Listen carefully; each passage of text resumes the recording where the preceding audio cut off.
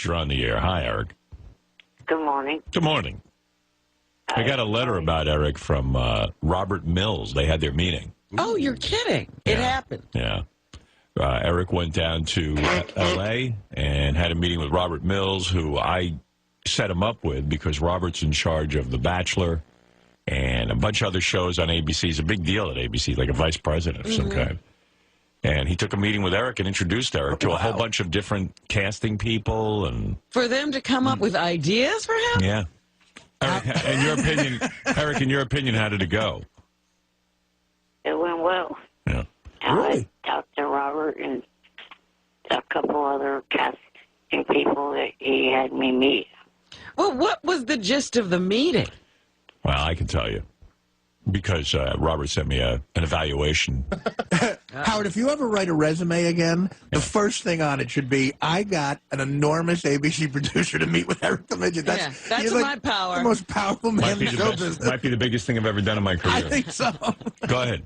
No, this is something completely different that I heard about Eric. What'd you hear? Someone called me yesterday saying he was outside of a tattoo shop, like handing out tattoo balm to people.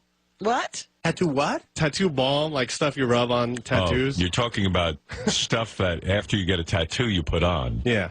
Like an antiseptic, an antibacterial cream. Yeah. Tattoo balm. Tattoo bomb? I remember he was outside the tattoo. He was bombing the place. He was handing out A-bombs. Is that right, Eric? Do you have some sort of work handing out tattoo balm? No, I was not outside of a tattoo place doing that. You weren't? That means he was inside. I was going around the streets of Beverly Hills. Doing what? Pretty much doing what JD said. He didn't completely have the information correct. So in other words, you get a fee for handing out this product from the company? They sponsored the trip down here. I see. All right. Oh, wow. It's Rocco's Old School Tattoo Balm. Okay. So somebody might have seen you outside of a tattoo parlor, but you were going all around. All right. So Rocco's Old School Tattoo Balm was promoted. They gave you money to get down to L.A. for your meeting, and then They didn't give me money. They sponsored the trip. What does that mean, Eric? They paid for me to get down here. Oh, you asshole. Jesus. Well, yeah, okay. Oh, you asshole. So it means they gave you money to in exchange for your services. Right. All right. Never mind that. All right. Look. How does Eric have better sponsors than us? Really? All right. So here's the. Stern. Yes. I can't say that they gave me money directly. Right, because of your SSI. No, but Eric, that's not them giving you money. They didn't pay you. They took care of your expenses. Right. They spent money on you. Right. Okay. Fascinating. All right. So I heard from the. Let's split hairs. Yeah. SSI will be calling in 10 minutes. Right. I heard the. Anyway, so Robert Mills, he really gets me crazy. Why? Why? Because I say to him, oh, they sponsored you, they paid money to get you down there, and he goes, no, they didn't. Oh, you mean Eric gets you crazy? Yeah, Eric gets me crazy. Eric gets everybody crazy. So I heard from Robert Mills, and he said, I hope everything's well. He told me about that the season premiere of The Bachelorette it should be in my hands already, but it isn't. Oh. I don't know, something goes on with our system. It takes me a couple of days to get anything. And The Bachelorette will be starting when? I don't know. I guess soon. I mean, I don't know. But he Is always. it for the summer? I guess. I'm not excited about the chick they chose as the Bachelorette. Oh, really? Yeah, chick's got a. I don't know. I don't dig her that much, but I'm watching the show anyway. Anyway, he says Eric the Midget made an appointment with me today, and he showed up this time. Well, that was nice. We had a very nice meeting. He met with one of our scripted casting directors and requested a part as a doctor on Grey's Anatomy. Oh, did he? Yeah. Doctor or patient. Right. His logic was sound. Since he has been around doctors his whole life, he said he can make the jargon sound convincing. So he feels because of his treatments with the medical community and the fact that he's so involved with medicine that he would be an excellent doctor. Did you shout out a few commands to show How good you could be, Eric? Yeah, did you say stat? No. No. The casting people will keep him in mind for parts in our shows, so that's good news. So, all right, Eric, you made an impression there. That's great. As a patient, I think, he would be great. Yeah, he's had even more experience as that. Yeah. Eric also met with Robin Cass, one of the top reality casting directors in the business, which I would think would be the real big break for Eric. Because he could have his own show. Right. She's currently casting the next season of Big Brother. Oh, can you imagine Eric in that house? Which Eric would be amazing on. Yes. However, he may have blown the big audition a bit because he got a bit tongue-tied. And he was thinking that maybe Robin Cass is evidently very beautiful, and Eric might have clammed up around her. Did you not perform well in front of a beautiful woman, Eric? No, I thought I was talking to her all right. Does a chick have to be a whore for you to perform? Robert said, I think Eric got a little tongue-tied and didn't really show the personality that has on your show. I have to disagree with Robert. You mean the nasty personality? He barely has a personality. People don't realize how hard we work Right. to make him look good. I mean, we're exhausted like Jay.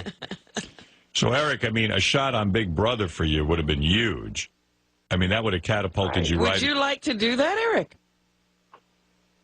Yeah, I wouldn't have minded being on that show. There's the personality. That's the personality they were looking for. Yeah. Would you have minded being on yeah. Well, I don't know what Big Brother is, but is it something where they throw people out of the house or something? Yeah. And everybody has to live together for a long time. What do you mean I'm out? They put a bunch of people in the house, and you have to somehow stay the longest in the house. Right, and people vote to get you out of there. I'm proud to say I haven't seen half a second of that. Yeah, me neither. Let's see. So anyway, he says Eric got a little tongue-tied and didn't really show the personality that he has on your show, so it was hard for her to get a sense of how he would be as a reality star. As a reality star, because it's a lot about the interaction between the housemates. Well, even Robert Mills says a reality star says they need to be able to put two words together. Yeah. Interaction. Fuck you, fat junkie. But Eric had a hard time doing it. Fuck, hey, big nose. Hey, fat junkie. Shut up. Eric? Yes. So I guess, it was, Robert's on your team, so he was just saying he probably would have liked to seen you talk a little more. Would you wait for them to bring the ideas to you? No. I was playing cat and mouse. Yeah, listen, Eric, we have a show called Mr. Personality.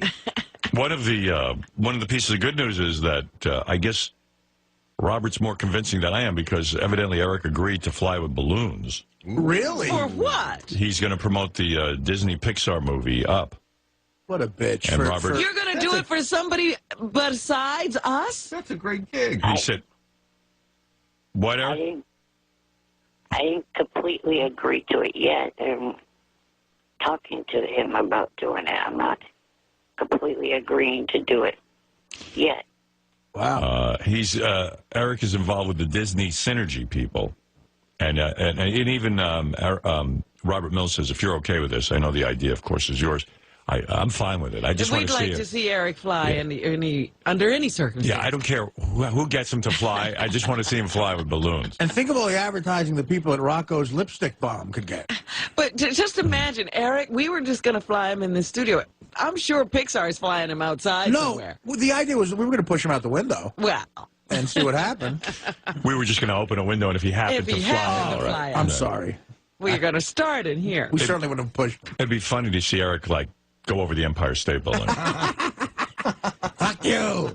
Fuck you, Empire State Building. Also, they're working on Eric being in High School Musical 4. As what? The basketball. A doorstop? I'm Zac Efron's body double. So anyway, Robert says, hope everything else is good with you. Please let Gary know we're working on a show for him at ABC as well, Extreme Makeover Pitching Edition. Oh, God, everybody's getting in on the act. Look, I see a sitcom where Eric is a teacher. Boy, would that be great. I'd watch that. You goddamn fucking kids. So, Eric, I guess on some levels it went well, on some maybe not so well, but Robert said that a lot of people at ABC are sitting and thinking about you, so that's pretty good, right? Yeah, definitely. Right. You know, that is a great idea, though. A whack pack big brother. Yeah.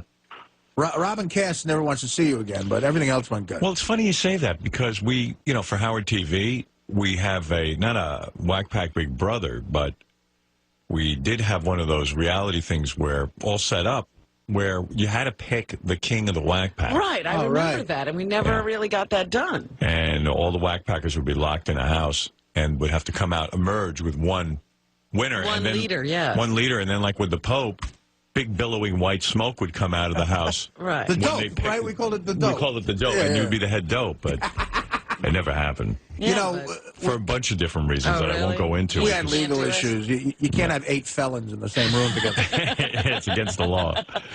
So, Eric, what do you think? You're hopeful? Yeah, definitely hopeful that everything went well. And did you have lunch with Robert? I mean, what was the day like from your viewpoint? You got there what time? Got there on time. The meeting was set for 10:30 in the morning. Right. And we were in the meeting, talked to him and one scripted person from the casting department of ABC. And, how long did the meeting go? Oh, probably I think under an hour. So there was no lunch involved afterwards or anything like that? No. No tour. And No. were any of your representatives there? Were that guy who wheels you and stuff, was he in the room? Yes, he was there, plus Johnny and Heather Carrington. Who's Heather Carrington? She is an associate of Johnny's, who is like my acting representative. Oh. She's your agent. Yeah, pretty much. So it was you, Johnny. Oh, my God. They should have taped this whole thing. Yeah, it sounds like a big summit. Look, Mills, you fuck. My father stole a fucking space shuttle, all right? This kid gets a part. Fucker. Yeah, Mills. Yeah, Mills. Don't dick us around. We came all the way out here to make sure that this little fuck gets his own job here. I got a piece of this fuck. You understand? So, Eric, so Robert Mills, is he? I've never met him personally, face to face. We only correspond. Right. Handsome man, good-looking executive. I mean, I guess. I'm a guy. Oh, you fag!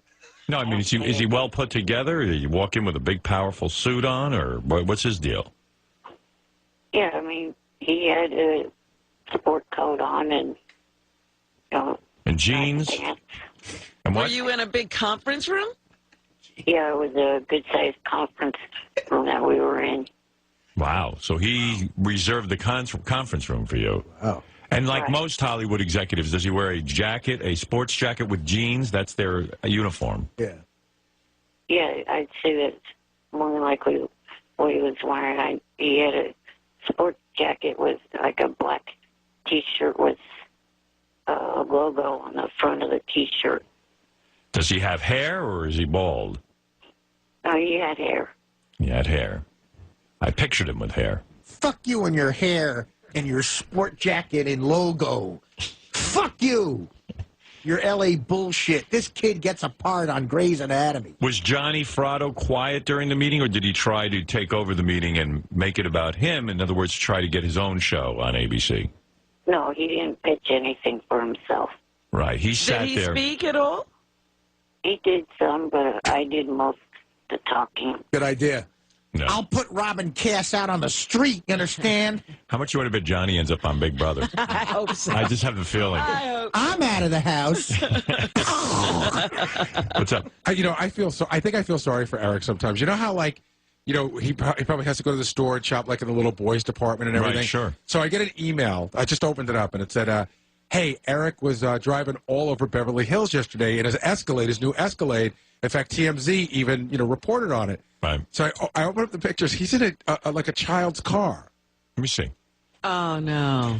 Oh, wow. Where'd you get that, Eric? It's like a kiddie car. You got Rocco's Old School on the car. But he drove that all over town. But he's like driving on the sidewalk. Beverly Hills Right. Midget. One of the things was the company, Rocco's old tattoo Balm, promised me that I would get a Cadillac Escalade. I thought it was going to be a full-size Cadillac Escalade, and it turned out to be this little car. There's Eric and his Escalade. Oh my goodness, that's funny. That would have been great if you were at a Cadillac golf tournament to drive from hole to hole. Really? You know what's amazing about Eric's personality is, here's a guy who is incredibly, unlucky in life in the sense of how he was born. He's got all these incredible, disabilities.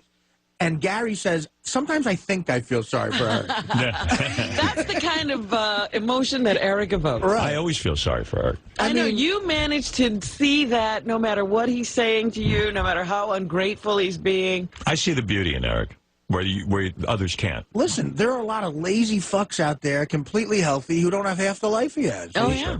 He's made some. If someone could someone call Johnny Sr., because he's trying to call me. Maybe he wants to get on air to say something. I got shit to fucking talk about. This deal's going down. Well, Eric, I got to go anyway, so... Eric, go fuck yourself.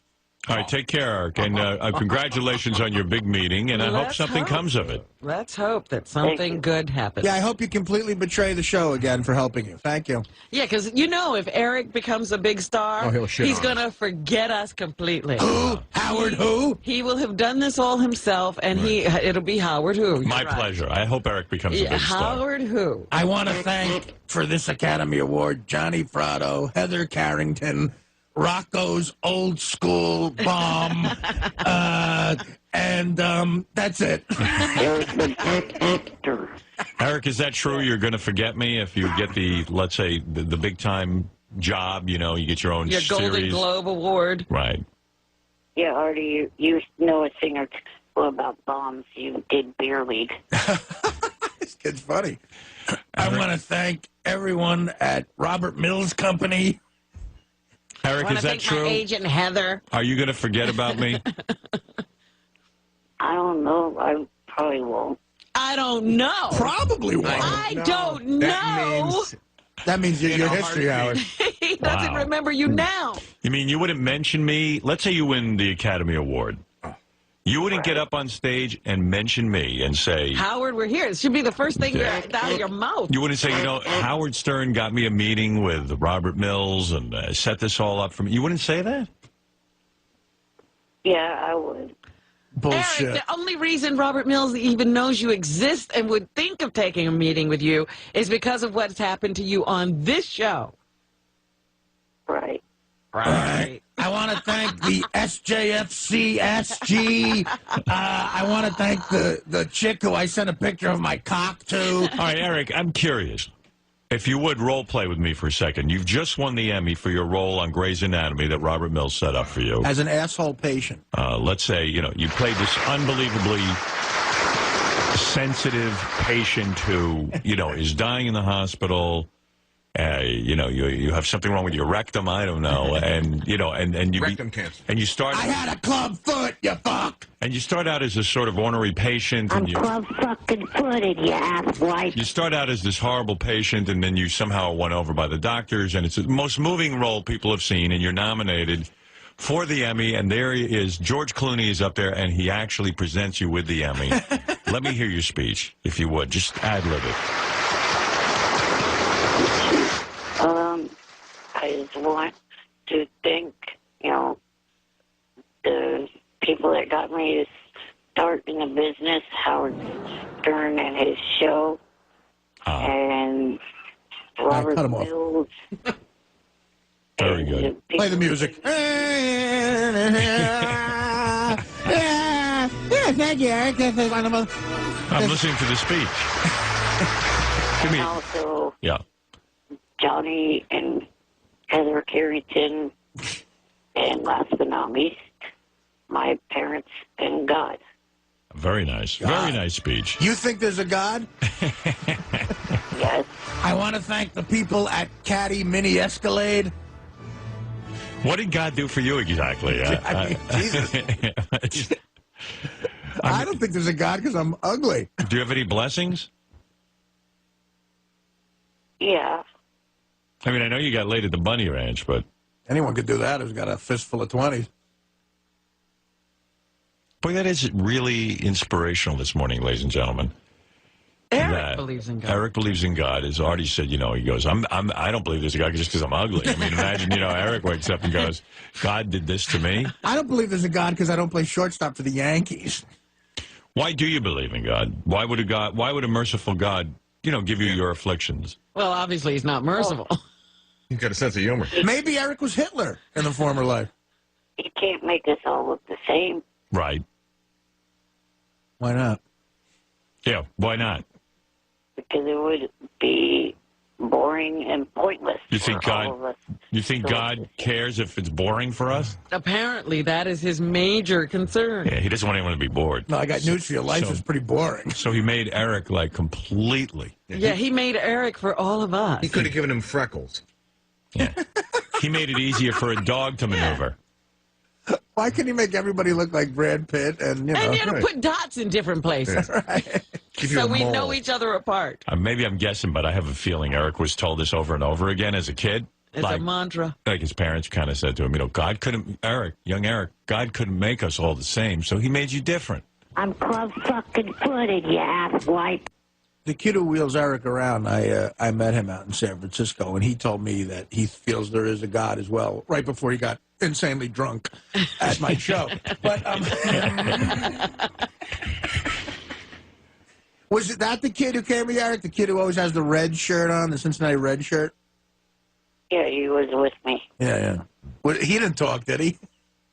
Did he talk in the meeting? That'd be funny. He never speaks. Wouldn't it be funny if everybody got on a reality show but Eric? Like everyone in that meeting? Heather, Johnny Fratto, the It kid was a casting call for everyone but the Eric. kid in the red shirt. That's his uniform. He's got a red shirt on. Like he becomes a huge superstar on Big Brother because he's the kid in the red shirt. I believe in God. That'd be horrible, right, Eric, if they all ended up with shows and you didn't get one? Yeah, that wouldn't be very good. No. Yeah, but you'd still rule the JFFN FXC. All right, Eric. JFSC. JFSC. All right, Eric, congratulations on your meeting with Robert Mills, a big... Eric the black actor. Right, I know you are. Did he call you Eric the Midget or Eric the actor? Eric the actor. Eric the black actor. He went to the trouble of saying the whole thing. Hello, Eric the actor. Pleasure to meet you. Eric the black actor. My favorite thing you've said that you call yourself is Eric the shithead. Eric the dick wipe. Eric the mouse wipe. Eric the fuck nut.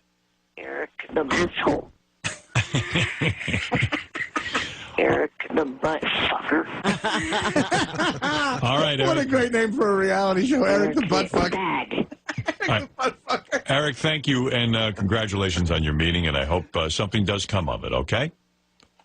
Okay, I think Johnny may be calling in. All right. Thank you, Eric. We don't care. Bye, Eric.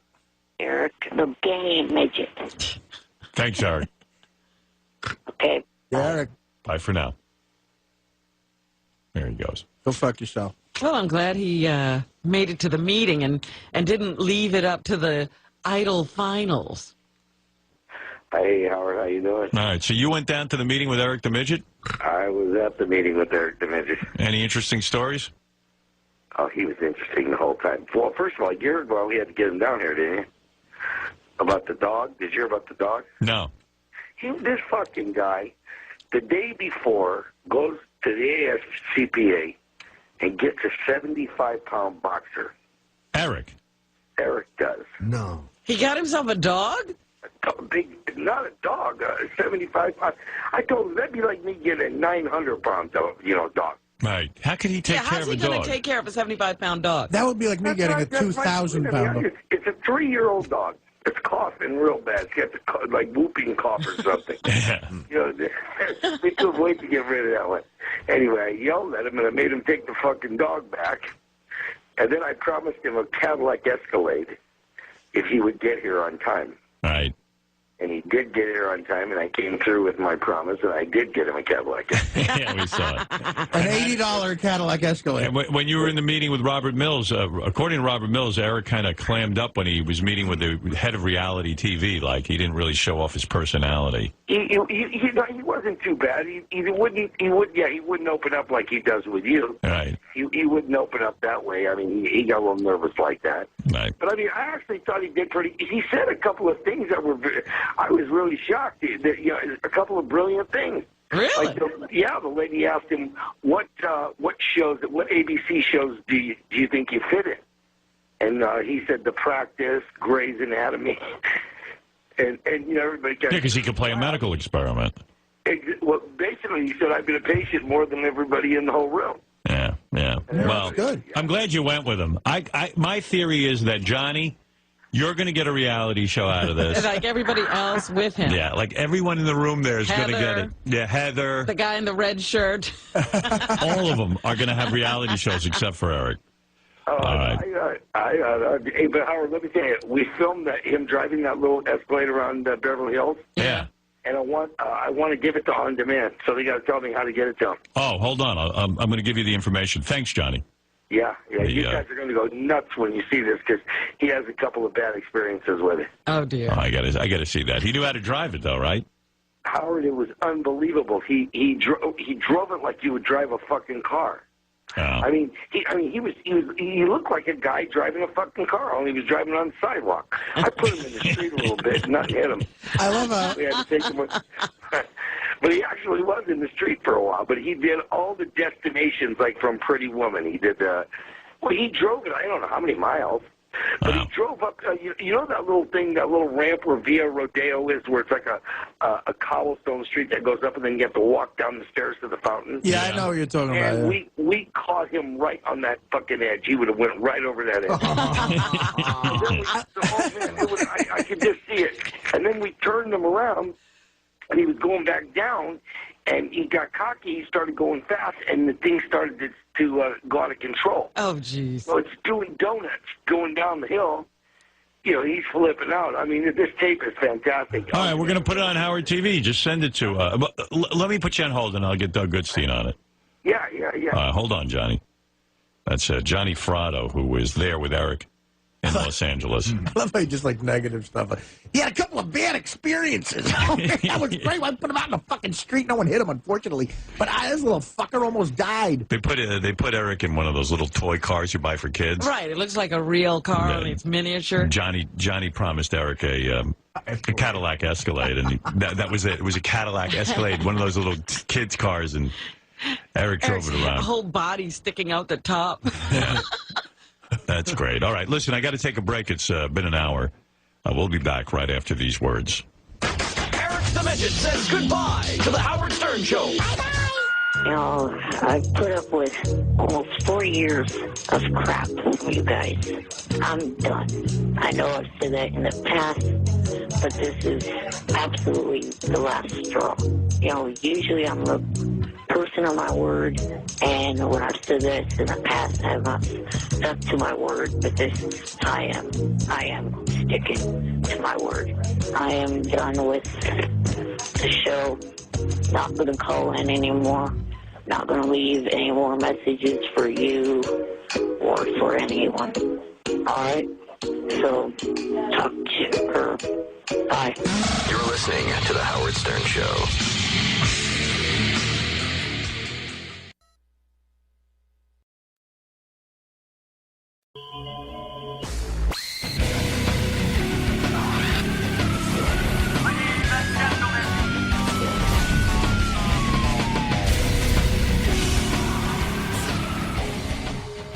Ladies and gentlemen, welcome to the fabulous Howard Stern Film Festival, where you, the ordinary listeners, were given the chance to make an incredible movie about, what else? Something related to Howard Stern and his show.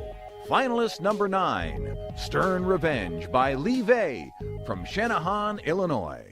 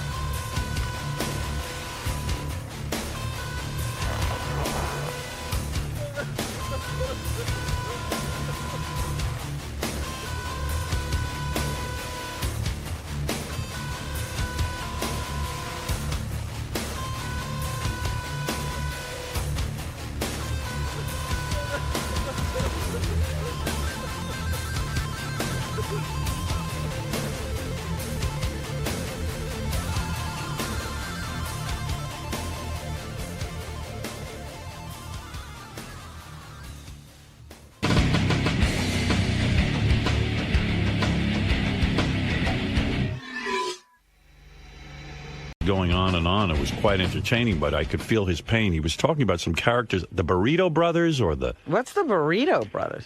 I guess Bubba's in a market. You know, they syndicate his show on a couple of markets in Florida and some other places. And he's number one in Tampa, and I guess in other places as well. But there's one market where there's these burrito... A Spanish team, not the Burrito Brothers. Did anybody hear Bubba's show yesterday beside me? The taco, the burritos. There was some kind of food. He was screaming about the Burrito Brothers.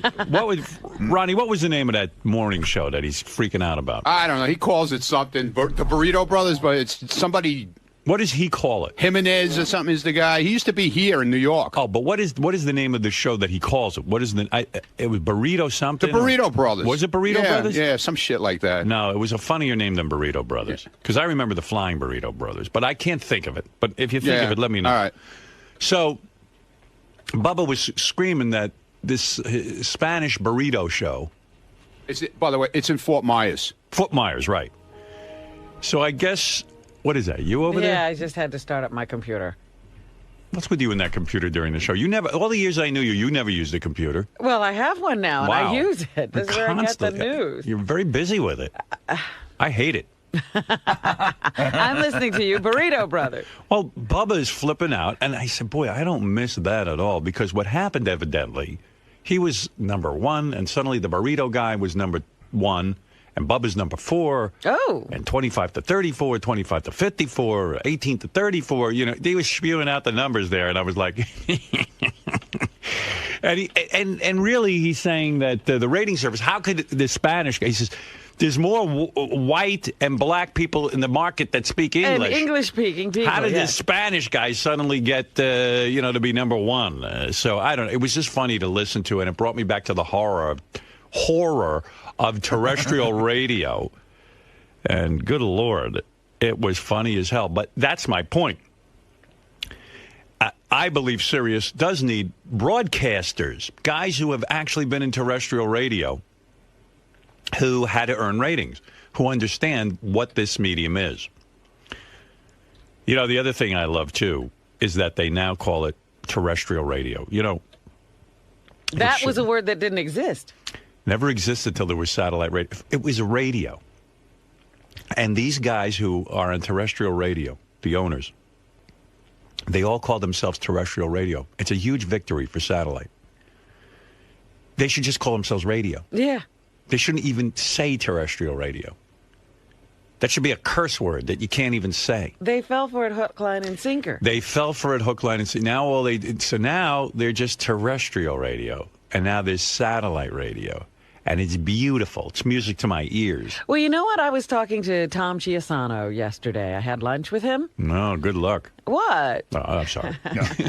I love Tom. Go ahead. Yeah. Tom. It's just a little boring sometimes. Yeah, no. Yeah. And he had an interesting take on, all of these rumors that you're going back to terrestrial radio that keep floating around in the press, because it's been happening for months. He said, well, don't you think it behooves the people in radio to keep that rumor alive? Yep. With nothing going on, to make it look like something possibly will happen? Well, a very smart thing, too, would be, hey, wait a second. Let's say Howard Stern is coming to terrestrial radio, and that'll jack up his price if he negotiates with satellite radio. That could also be the other. All of that. But it That's also looks like, because he has said it, radio is dying.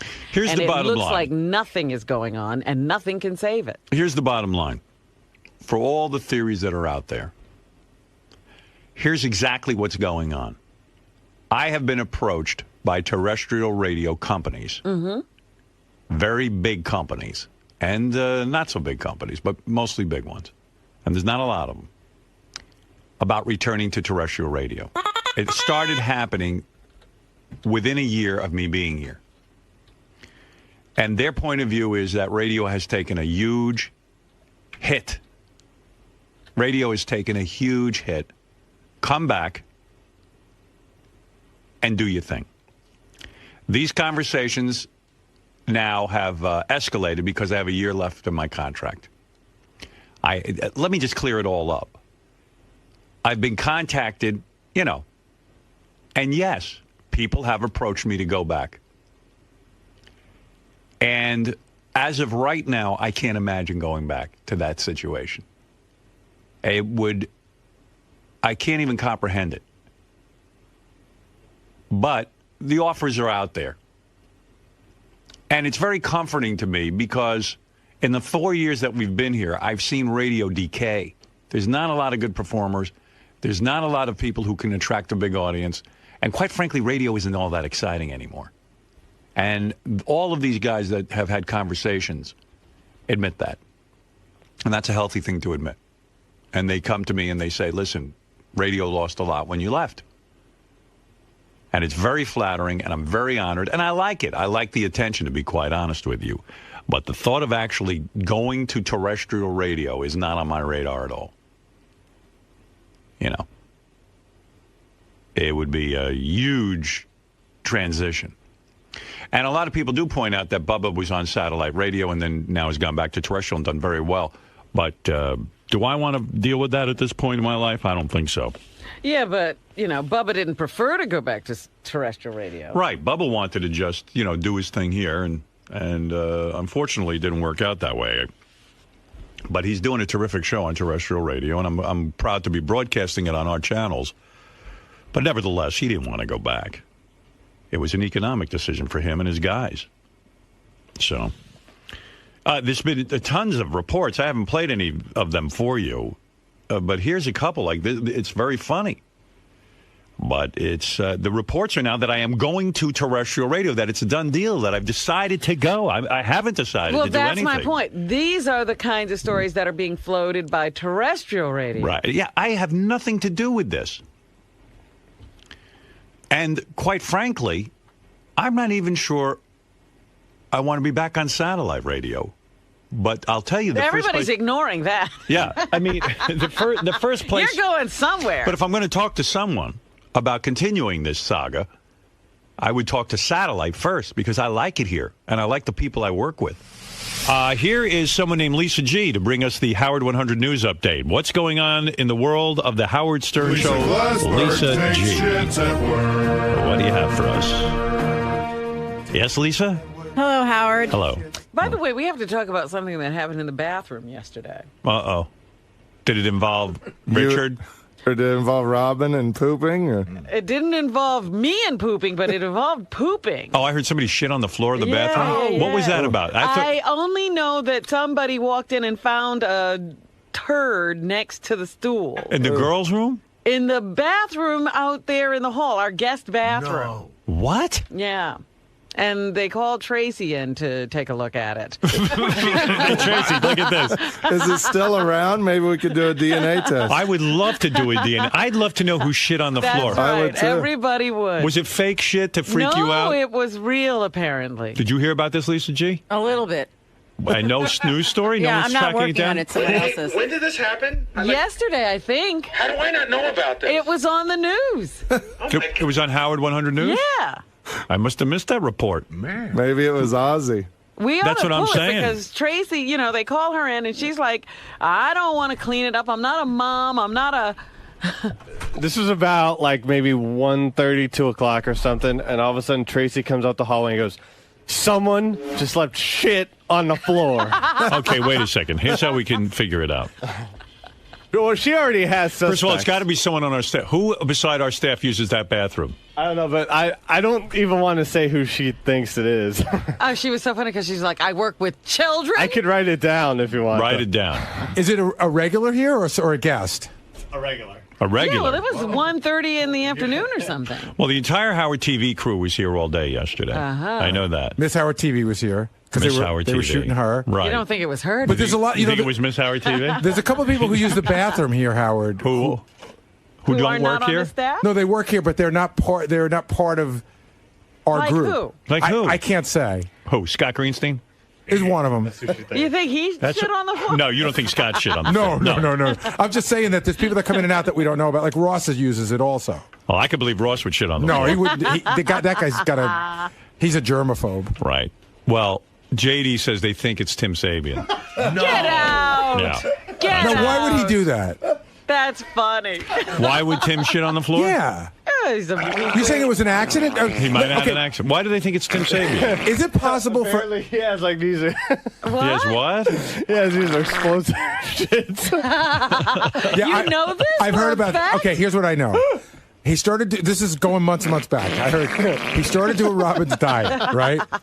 I heard that he went for his first coffee enema. Right. I heard he came back here and practically broke down doors to get to the bathroom.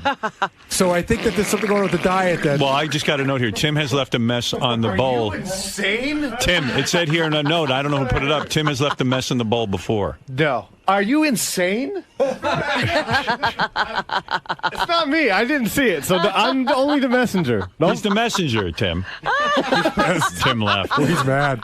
Yeah, you don't want to be accused. Now, let me bring in a reporter who is working on this story. Go ahead, Will. What did you want to say? No, I was just going to say that I did follow Tim in one time into the bathroom after he started the green drinks, and it looked like a Jackson Pollock in there. Like it was. But doesn't he flush? Well, I think it was just because it was very liquidy when you first start that diet or something. But I mean, if that happened to me, I would literally take a tissue and wipe it down. Yeah, but it was like under the toilet seat. Wow. Like I don't even know how it got under there, but I don't know. I've started to see some of that. You know, the bathroom needs to be cleaned like 3 times a day now. Right. And the other thing, like, I'm surprised Tracy didn't call me because she called me about 2 months ago.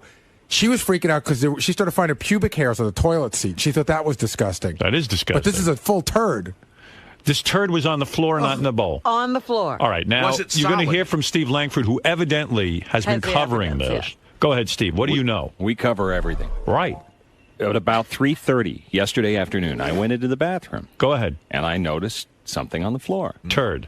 Now, no one had called you. I thought it was. Anyone... Nobody called. No, I was simply going to the bathroom. Okay.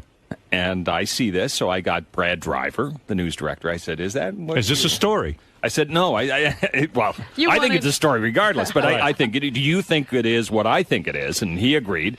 Could it be Lisa G? She's a known shitter at work. Lisa was not here. All right, fair enough. So I went and found Tracy because I thought Tracy A should know and B is the best soundbite in the business. Right. And sure enough, she delivered big time. Where's the soundbite? We have the story. Brad is back. I don't know. They're trying to pull it. Let me ask you this: isn't this a easy story to sort of figure out the timeline? There's got to be a person here who used that bathroom when it was clean at some point in the afternoon. Right. Then what we do is we backtrack. Well, plus there may be surveillance tape of the hall. Yeah, we have, Howard, this is a great thing about this place that we never had. All right. We have cameras because that's how we found out who was touching the cupcakes. I am and who was touching the cupcakes? Ross. Okay. I am authorizing the news department to go to a full blast investigation. Absolutely. I want all resources directed toward this story. This is big. Absolutely. In my world, this is big. And mine too. Okay. Are you saying there's already cameras that have filmed people going into and out of the bathroom? Robin, I never wanted to tell you this, but you are photographed when you're going to the bathroom. Just walking in the door, not while you're actually shitting. There's a camera in that hallway that would tell us who comes. We can cut down the time. All right. Now, here's what we're going to do. In other words, at 10 o'clock or 11 o'clock or something, the bathroom was clean. Right. So sometime between 11 and 3, the shitting occurred. Right. Now we're going to go back and look at the tapes and narrow it down to the 3 or 4 people we see there going into the bathroom. I like it. I want full authorization. And Ronnie, as chief of security... I can have him run the tape right hold now. on one second. Why is your mic not working? He's number 3. How would I know? Go ahead. I can have him run the tape right now. What are you saying? Give me a timeline. I can go have him run it right now. You're saying right now you could run Right now I can go have him run it. Noon to 3. What time Noon were to you? 3? Do you know the time you were in the bathroom? It was about 3:30. So 3:30. So, I would say between 1:30 and 3:30 would be the time to look. But we have to figure out who last saw the place clean. But Howard, I could tell you it was clean before I left, but I left at around 11. You left at 11. You were in that bathroom. We left at 12. Did you see the bathroom at 12? It was clean because I went in there right before we left. You did? Yeah. All right. How do we know you're not lying and you were the guy who shit? No, I didn't shit. I pissed. How do we know? I'm just telling you. You got to take my word. Sure you didn't shit on the floor? I'm positive. Ronnie's kind of old. He might not have control. First of all, I don't shit here. I won't shit. All right. I only shit in my own bathroom. I'm going to trust you. Okay. So for between noon, Robin, and 3:30, okay, the shitting occurred.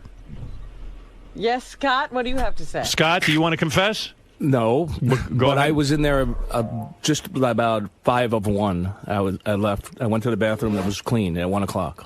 All right. So how do we know you're not lying? You don't. If I was the guilty party, I would come in and say, I was in the bathroom at 5 of 1 and it was clean. Meanwhile, you could have shit right then at 5 of 1. I'm not trusting you. I'm trying.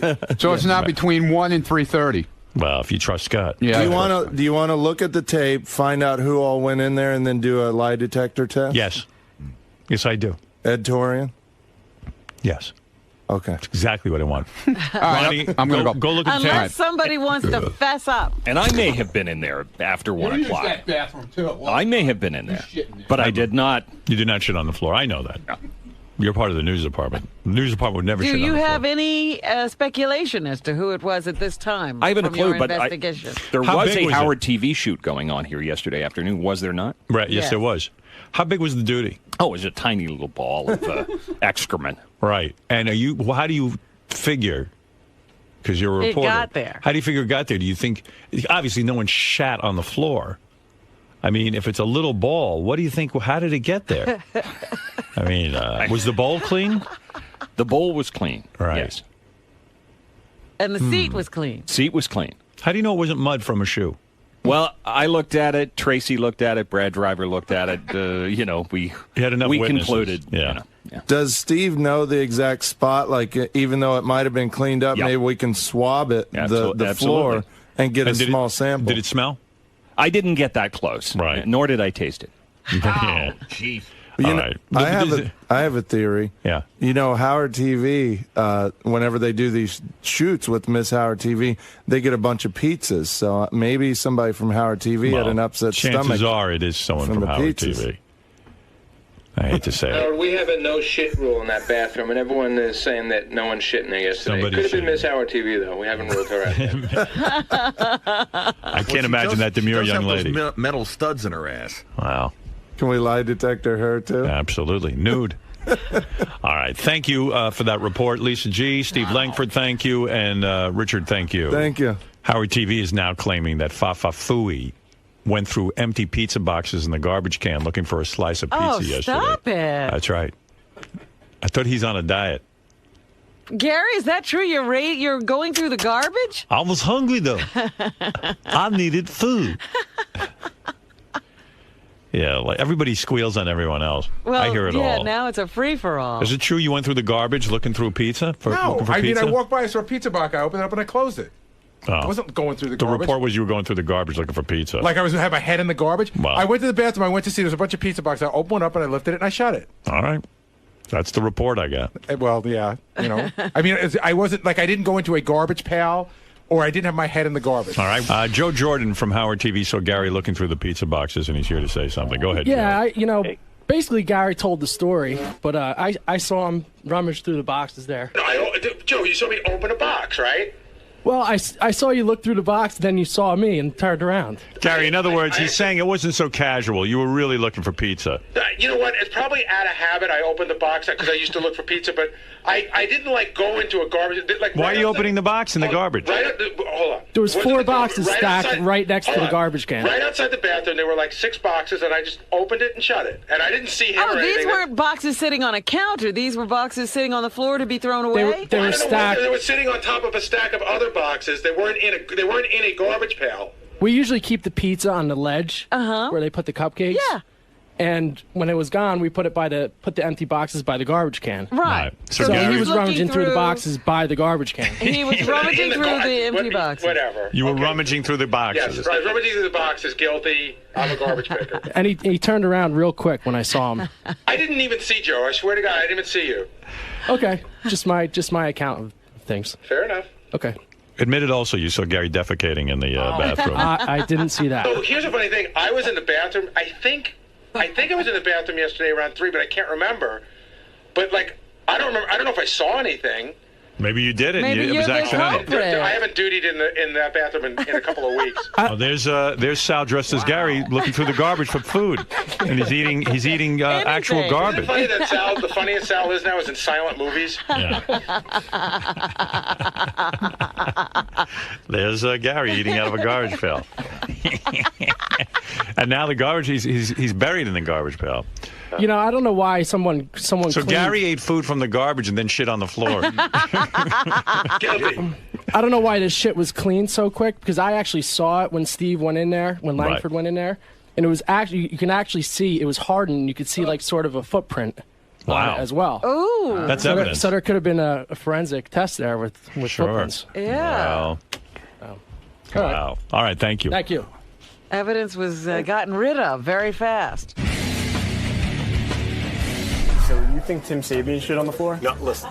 Wasn't who I thought. I was just passing along who other people thought, and I didn't want to say it on the air. That's why I wrote it down, but then Howard just went and blasted. So whatever. I was just giving him who people thought. So that's all. I didn't see it, so I can't say anything. Who do you think around here would shit on the bathroom floor? Sal, Richard, Scott might, Jason, Will. Who wouldn't? Pretty much anyone here. Yeah, who wouldn't shit on the floor around here? We're all animals. Why do they think it's you? Please. Why? Well, so you experienced this before? Yeah, I think I just lost my job though, so I don't know. Probably not a good idea to trash your boss on the air like that, but it's all in good fun. I love the guy. You think it's him again? I don't know. Shitting on the floor is different than getting it all over the bowl. You know what I mean? Like, yeah. That's at least sitting on the toilet and shitting. This is like a whole thing, so I don't know. Shitting on the floor, that's like an angry act. I think Tim loves the company, so I'm not sure. Do you think there's anyone else here that would be angry and shit on the floor? I'm going with Scott DePace, and probably thinks it's like some kind of liberal conspiracy to use toilets, so he's decided he's just going to, do it on the floor. So that's my best guess. Who do you think crapped on the floor? I have no idea, but when Howard, this is the first I'm hearing of it when they were just talking about it on the radio show. That is disgusting. That makes my stomach fucking turn. I mean, shitting on the floor, leaving shit on the floor, like, it's just gross. It could have been a lot of people. A lot of people brought up Tim's name. I won't put that past them. I know Steve Langford shits in our bathroom a lot. There's a few other guys here that shit a lot, but I gotta tell you, between you and me, the guy running the teleprompter yesterday for Howard TV practically pushed me out of the way to get to the bathroom yesterday. I ended up going to use the bathroom in the lobby. I was just taking a piss, by the way, in case anyone wants to know every detail. But he's like, "Oh, dude, you're gonna use that? You're gonna use that?" I'm like, "No, go ahead. I'll go to the other bathroom." So I don't know who ran teleprompter for you yesterday. It looked familiar. I can't think of his name right off the top of my head, but Ted? Ted? Yeah, looking at Ted. Just saying. Ted, hate to throw you under the bus, but he was wearing a Stussy t-shirt yesterday. Very hip. Thank you. Looking to him. Thank you. Did you shit in there? I did not shit in there. I have a really hard time with away games, and it takes a lot for me to have to go to the bathroom at work. It definitely wasn't me. I would be on camera running there to use the bathroom, but I was in there for 30 seconds. If you watch on tape, I'm in and out. Back to do my job. Brian Fallon. Yes? Who do you think shit on the floor? That's a good question. A lot of shitters here. John Hine is definitely a culprit. That guy shits constantly. Big, smelly, stinky shits, sometimes hairy. Well, I can tell you it wasn't me because I never, ever, ever take a crap in there. I always go out in the hallway for this specific reason, just in case anything ever came down. So now that you've eliminated me from the equation, I'd say it's got to be Phelan. Just look at the guy. He's a slob. Goes camping all the time. Not very considerate of others. I saw him throw me under the bus. I vote for Phelan. I have no idea. I mean, there was so many people here yesterday, including the TV crew. So there was a lot more people than normal, so it's really hard to figure it out. I don't know who. I think it just was probably, they didn't even know. Like, how do you miss the bowl and do it on the floor? I mean, that's impossible. I'd say it was like, they thought they had gas and it probably just came out and rolled down their pant leg? Rolled down their leg and just landed on the floor and they had no clue. Now, it could have been me. I was in there. I don't know. I don't remember having gas. Do you think, if you would have to pick one person here, who would you pick? Well, that would shit on the it's floor. Obvious. Well, there's two. It's a choice between Sal or Richard. That's what I would say. But don't put that on me. What? Sal, who do you think shit on the floor? Gary. What monkey doesn't fling shit? Are you kidding me? The fact that he can get it in the bowl, that alone is a shocker. It's definitely Gary. I think you did. Why? 'Cause you got a shit-eating grin on your face right now. You're smiling, You're too scared to turn that camera around and face your own face because you're laughing and you know that you're the guilty party. I don't shit here. Well, prove it. Prove that you don't shit here. Well, when they see the videotape, they'll say that I'm not in that bathroom for more than 2 minutes. Well, were you here in the afternoon? I was. I was in the studio like probably 90% of the time, though. I don't know. That shit-eating grin tells me that there's a lot of shitting going on with you. Well, first of all, I want to know that it's definitely crap. I didn't see it. Did you see it? I didn't. So, I mean, it could be, it could be dirt, it could be something else. Assuming it's crap, I don't know. It could be, now someone else could have brought crap in on their foot from another bathroom. That's a possibility. Someone could have gone to pee, and it could have fallen out of their pants. That's a possibility. Someone could have intentionally done it. So there's a lot of variables. Who did it? I don't know. But it sounds like we're going to have it limited down to like about 4 or 5 possibilities. Thank God, had I been one of the possibilities, I know I would be blamed. I might still be blamed somehow for this. Like when I go to the bathroom, I clean it. Even if I see pubic hairs there when I walk in, I clean it because I know I'm going to be blamed for them. I always clean that bathroom. You clean other people's pubic hairs? I clean other pubic hairs because I don't want to be blamed, because I know if there's something that I could possibly be blamed for, I would be blamed. Probably Miss Howard TV. She looked like she was holding one in. I have no idea. I mean, I don't understand how you could shit on the floor and not know it. Yeah. And then what? But I would hope that you wouldn't know it, because if you did know it, that means you're a horrible human. Exactly. So, you deliberately left it there. I've never shit on the floor in my life, so I don't know how it happened. Will was saying that's kind of like an angry act against. Yeah, somebody used to do that at K-Rock. We're pretty sure we knew who it was. Somebody used to shit all over the toilet, the floor at K-Rock, but he was an angry person. Is anyone here that angry, you think? I don't know. Maybe somebody's carrying a silent anger. Let's get Steve Langford in here. He's got an update for us. Steve, what's going on in the Howard 100 News? Steve Langford has a huge penis. What do you hear? Who done it? Who's the sicko who soiled the surface of the Stern Show bathroom with a sickening stool sample? A quick examination of surveillance tape near the bathroom yesterday, conducted by Ronnie the limo driver this morning, revealing more than 24 possible suspects. Oh, really? Polygraph tests of all potential suspects may prove to be a huge load. Office manager Tracy Millman examining the tiny ball of fecal matter on the floor and issuing a devastating denunciation. Quote, "It disgusts me. I work with children, and whoever it is, I hope they hear this newscast and come in and clean it the F up, because Tracy's not a maid, she's not a mother, and she's revolted and disrespected." Howard 100 News will continue to pursue all leads on this mess. Anyone wishing to confess should contact Howard 100. I'm sure someone will confess to that. Although I will grant them immunity, but they must come forward. You will grant them immunity? That's right. In other words, I will not ridicule them if they come forward. Wait a minute. How the hell else are we ever going to find the person? Say you won't punish them, but we have to ridicule. No, you will ridicule them. I want to find the person. We think we have a way of finding out who it is. I don't want to say what it is, because that would give it away and that would ruin everything. But you say there were like a dozen people. 24 more. True. And I have the list in front of me, and there's a lot of suspects. It's almost everyone who works here. I'm not on that list, am I? No, yes. I am not. No, you're not on there. But in all truth, the problem is it's not aimed right on the bathroom door. So it's only people who pass by. So I think it's time to move the camera right onto the bathroom. That's my guess. Who do you think it is? I haven't a clue. I honestly don't have a clue, but it was not pretty. How big was it? Oh, a little. Just a little nugget? Yeah, a nugget, yeah. So nothing's, I mean, it's serious, but nothing. It wasn't a massive turd or anything like that. All right, Steve, good luck. Thank you. And so you've reviewed the footage? Yeah. And what have you seen so far? The problem is our camera doesn't face the bathroom. It goes to a certain point in the hallway where you could see people coming in through the front door or coming from the bullpen office area of our compound going towards the bathroom. So I listed everyone that was going towards the bathroom between 1 and 3:30, and I have a list of about 25 people.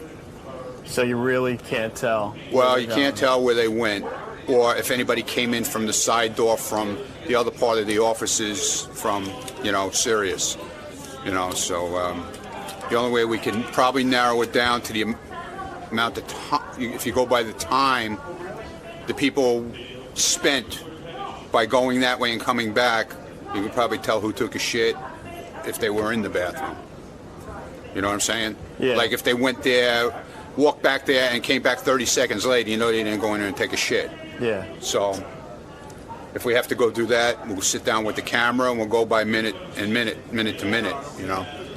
And we could do it that way, but we still don't know if they went to the bathroom. They could have went to the kitchen, they could have went to the control room, or they could have went out anywhere into any of the offices in Sirius. So this is going to be almost impossible to find out. I don't know about impossible. I mean, if you gave these people lie detector tests, you know, it all depends on how much Howard wants to do.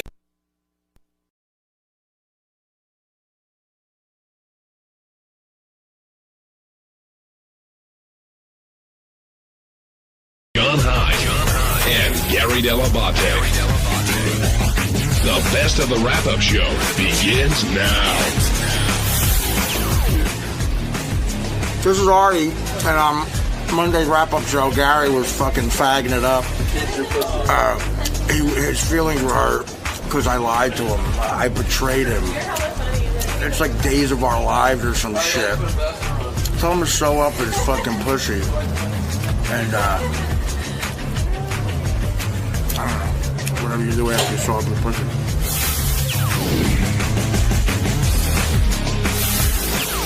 Ziggy, you're on the wrap-up show. Hey, fellas, love the show. You know, real quick, I wanted to touch on Robin. She really seemed like she was digging at Artie today. I mean, is she that pissed off about him missing time and everything going on in his life? Because she just wouldn't let up today. What do you mean today, Ziggy? It's been like that. It's been like that for the past few weeks. Yeah, but it seems like more and more so today. I mean, she was just every second. I mean, it was some kind of dig on Artie, and you know, it's just like, I mean, come on, Robin, either get over it or you know, I don't know. I mean, am I wrong here or something? Well, I can take Robin's side a little bit. I can tell you this, Robin and myself. You know, we take the show very seriously. This is a big part of our lives. So I guess I think in Robin's estimation, it's almost like Artie's been missing days on the show, has not given, 100% every day on the show. And we're sitting here going, oh, well, Artie's sick, let's help him out. And then to find out that he's been lying to us about it, I think it's, I guess it manifests itself in different ways for everybody. Robin lashes out. I am enormously disappointed. Why? Because I feel like an idiot. I feel like a fool to have I've sat here on this show and defended Artie a lot under the premise that he's going for this intensive outpatient rehab. And then for him to throw it at me today that I'm some sort of an idiot. Why do I care about him? What do I give a shit? The reason why I don't care that Artie's going to his therapy because I want him to come here every day. I care that Artie might have been going to his therapy because I wanted him to get better because I like him. And I feel that what little credibility he had left with me, to me, is now gone.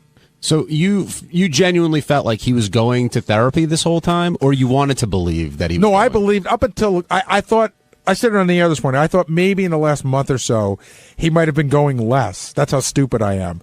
But in a million years, did I believe that Artie had gone 1.5 times when he told us he cried in front of the therapist, that he admitted to the therapist that, that he had a drink. And by the way, the reason Artie went to this in the first place was to get us off his back because he missed the Bob Saget roast. That's right. So he comes in and he goes, okay, I missed the Bob Saget roast. I've got a problem. I'm going to go take care of it. And guys, here's how I'm going to go take care of it. So we all take a giant step back because we're like, hey, he's trying to get better. And then we find out he's not trying at all. So has it reached a point where you just can't believe anything the guy tells you? Yes. For me, it's there. And it wasn't there before. No, it wasn't. Now, I think, Ziggy, that moment Robin reached about a couple months ago. I can't speak for Robin. But today, she has her own opinion. But today validated it. Yeah, and once she got it confirmed, of course she's going to rip into, and that's not going to end. She's going to keep digging and digging and digging because she feels like she's been, deceived.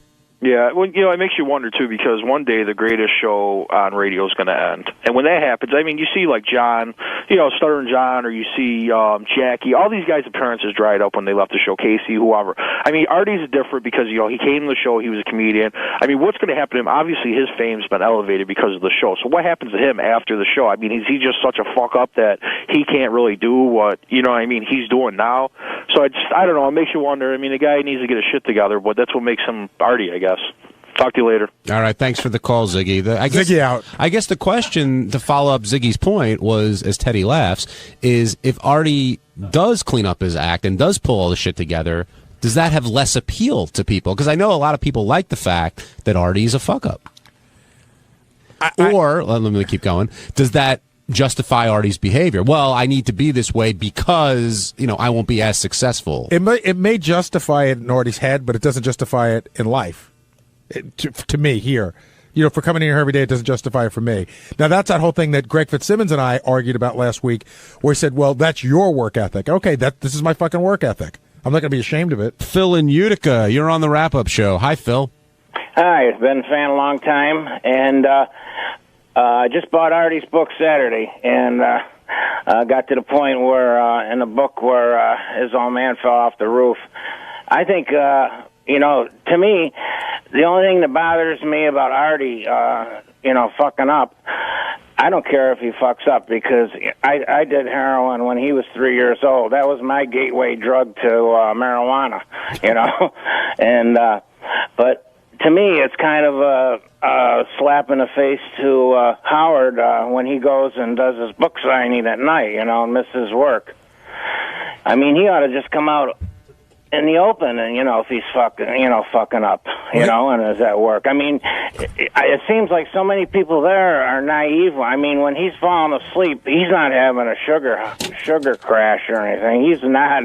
I've been doing this since 1967, and basically I haven't really stopped in all those years. So you think Artie should just come clean about everything and not lie? You don't have to come clean, but I mean, like today, he said he hasn't been seeing a shrink, and I don't think you really basically. I don't think you can go see a shrink if you're still fucking up and stuff, But well, Artie's right here, and I believe he's got a statement of some sort, or he just wants to come in and listen. So, Artie, it's yours.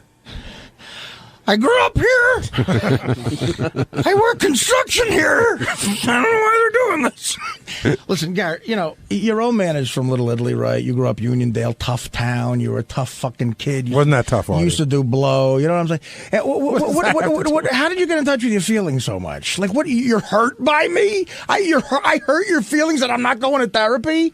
Are you kidding me? I guess that. So, do you think it's weird that I would care about you enough to wish you got better? I think it's weird. I don't know why you keep belittling that and making fun of it. I don't know. I don't belittle anything. I'm just saying it really is. Maybe I'm from a different world. It's unbelievable to me that people care if I'm in therapy so much. We don't care if you're in therapy. We care that you get better. All right. And when we thought that you were going to be fucking dead last time when you missed the Saget roast, you came in and you got us all to leave you alone. I realize now when you came in, it wasn't a ploy to get better. It was a ploy to get us to leave you alone. No, well, that's and I true. promised to leave you alone.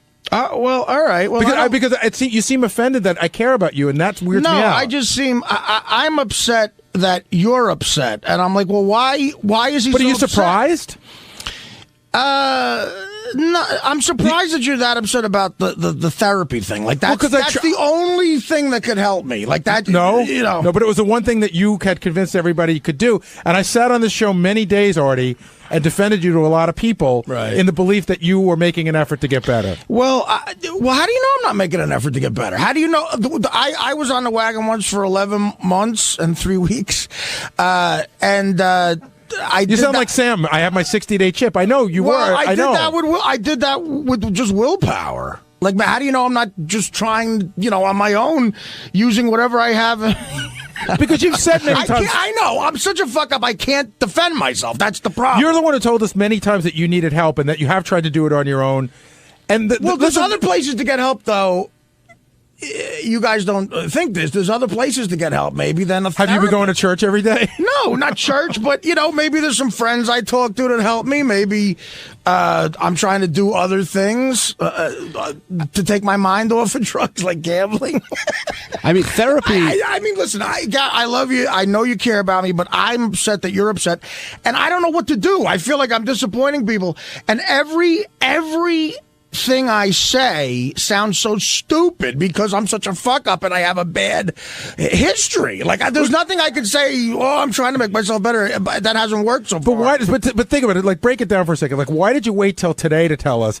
If you'd have told us 2 weeks later, You know, you told us you cried. You told us you admitted you didn't drink. It is like, funny. I mean, the lie. I know it's funny, but but are you we're so? Like, I'm like, don't worry, Artie's okay because he's trying hard. Yeah, but are you so deep in the lie at that point that it's easier to go with it than come clean?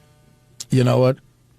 That's what I learned in an after-school special. No, but why today? When you're that deep in a lie. Hey, Art, why did you pick today to tell us? Because Lisa G is sitting there, and quite frankly, she's sexually harassing me, and I have to try to get her off of me. And I figured if actually, I'm getting a lawyer now. Art, you said someone She's got a list. Art, you said someone Listen, found out broken already. Promises. What is her problem? You said someone found out already that made you kind of say, "Fuck it, I'm just gonna reveal it." That was a lie.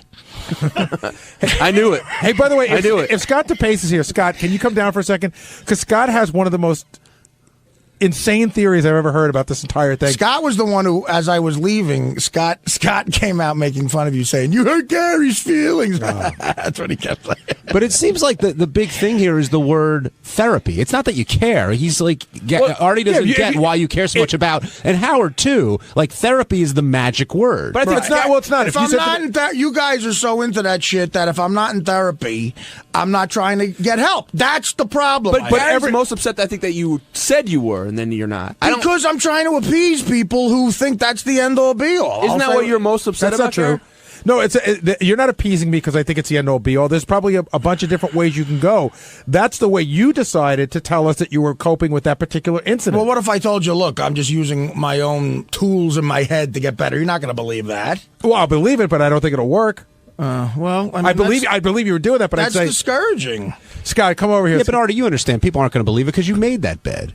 I know, and I have to lie in it. Scott, tell me what you just tell First me. of all, it's not insane.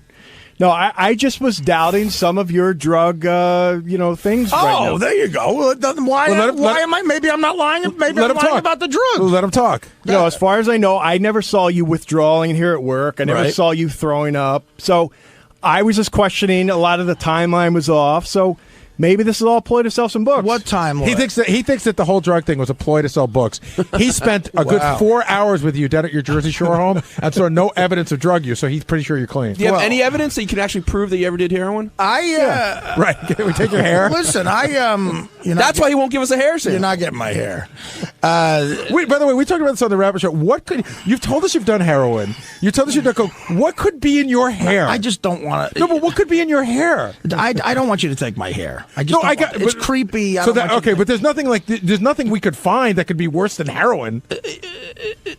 I don't want you taking my hair. But seriously, if you've raped someone, does it show up in your hair? No, it doesn't. All right, fine. You can have some. On Tuesday's wrap-up show, was a big discussion about how Artie and my friendship might be a little bit fractured. Talk about him getting my paycheck by accident and how he lied about going to therapy and just how I felt about it. And a lot of callers had a lot of opinions. This is what happened.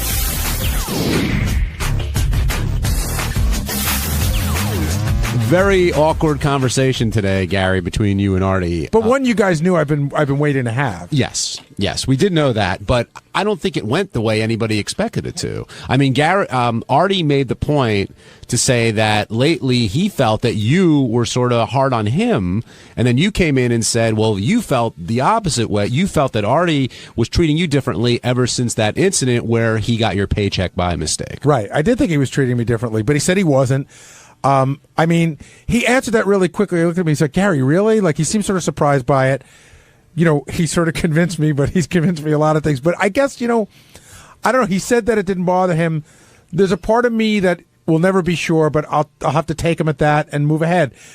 Some of the guys here were saying, like, when I came out, people were like, God, if that were me, you're a better man than me. If, Artie was going around talking about my check, I'd be really pissed. And I said, I've already gotten past that. Like, I was upset for a minute and I got past it.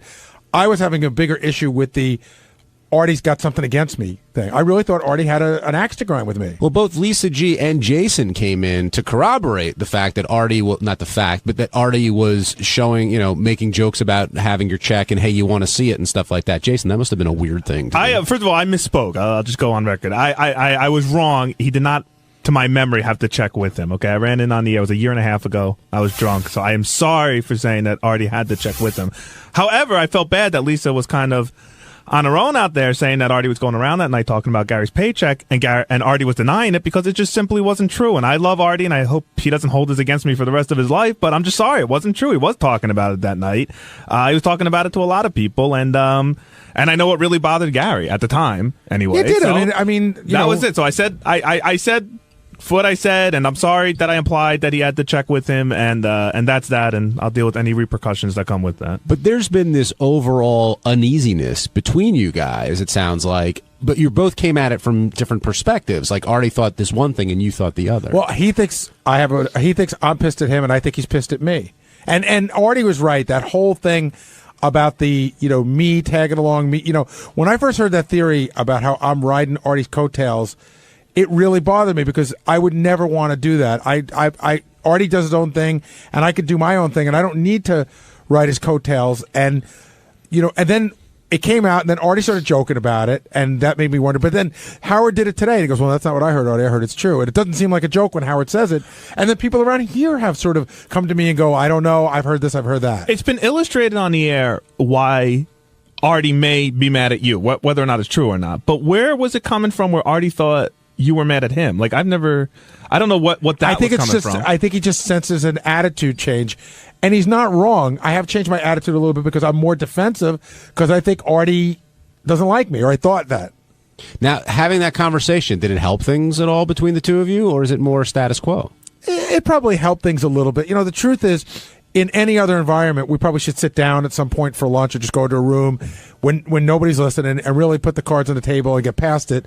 But that's never going to happen. Now, Howard sort of let that conversation go and didn't really pipe in one way or the other. Where do you think he stands on all this? On what? Between you, I mean, he said, we're here for Artie if he needs help, but he didn't really weigh in on, why you're angry, why Artie's angry. Where do you think he stands on all this? Well, I don't think, we sort of both said it. It wasn't really an argument, and so, of course, Howard immediately loses interest. It wasn't a real fight or anything like that. Artie made his point. I thought he had my back on the whole, hey, why do you make it seem like we're such, we're gay for caring about you? That I thought he had my back on. Well, he tried to make light of the situation. Hit number 2, Ted. Here's a little bit of Gary and Artie. There's a part of me that does believe that, once that thing was planted in my head about me piggybacking on you, I know, dude. I start to wonder. And and listen, you didn't help if I'm making a joke every day before my we job went to make jokes. I can't sit here and just He can't be nice to you. I got you. I got you. It's like Ralph calls up the wrap-up show and goes, "Oh, now you're going to make jokes." What the fuck am I here for? I'm not here to get analyzed by people. I make jokes. I'm Artie the joke man. Are you making jokes now? Artie the joke. Well, tell a fucking joke already. Part of the reason you were upset, and I could be wrong, so that's why I'm asking you. The timeline, before the pizza party, when Artie talked about the check, how'd you talk to Artie about the check?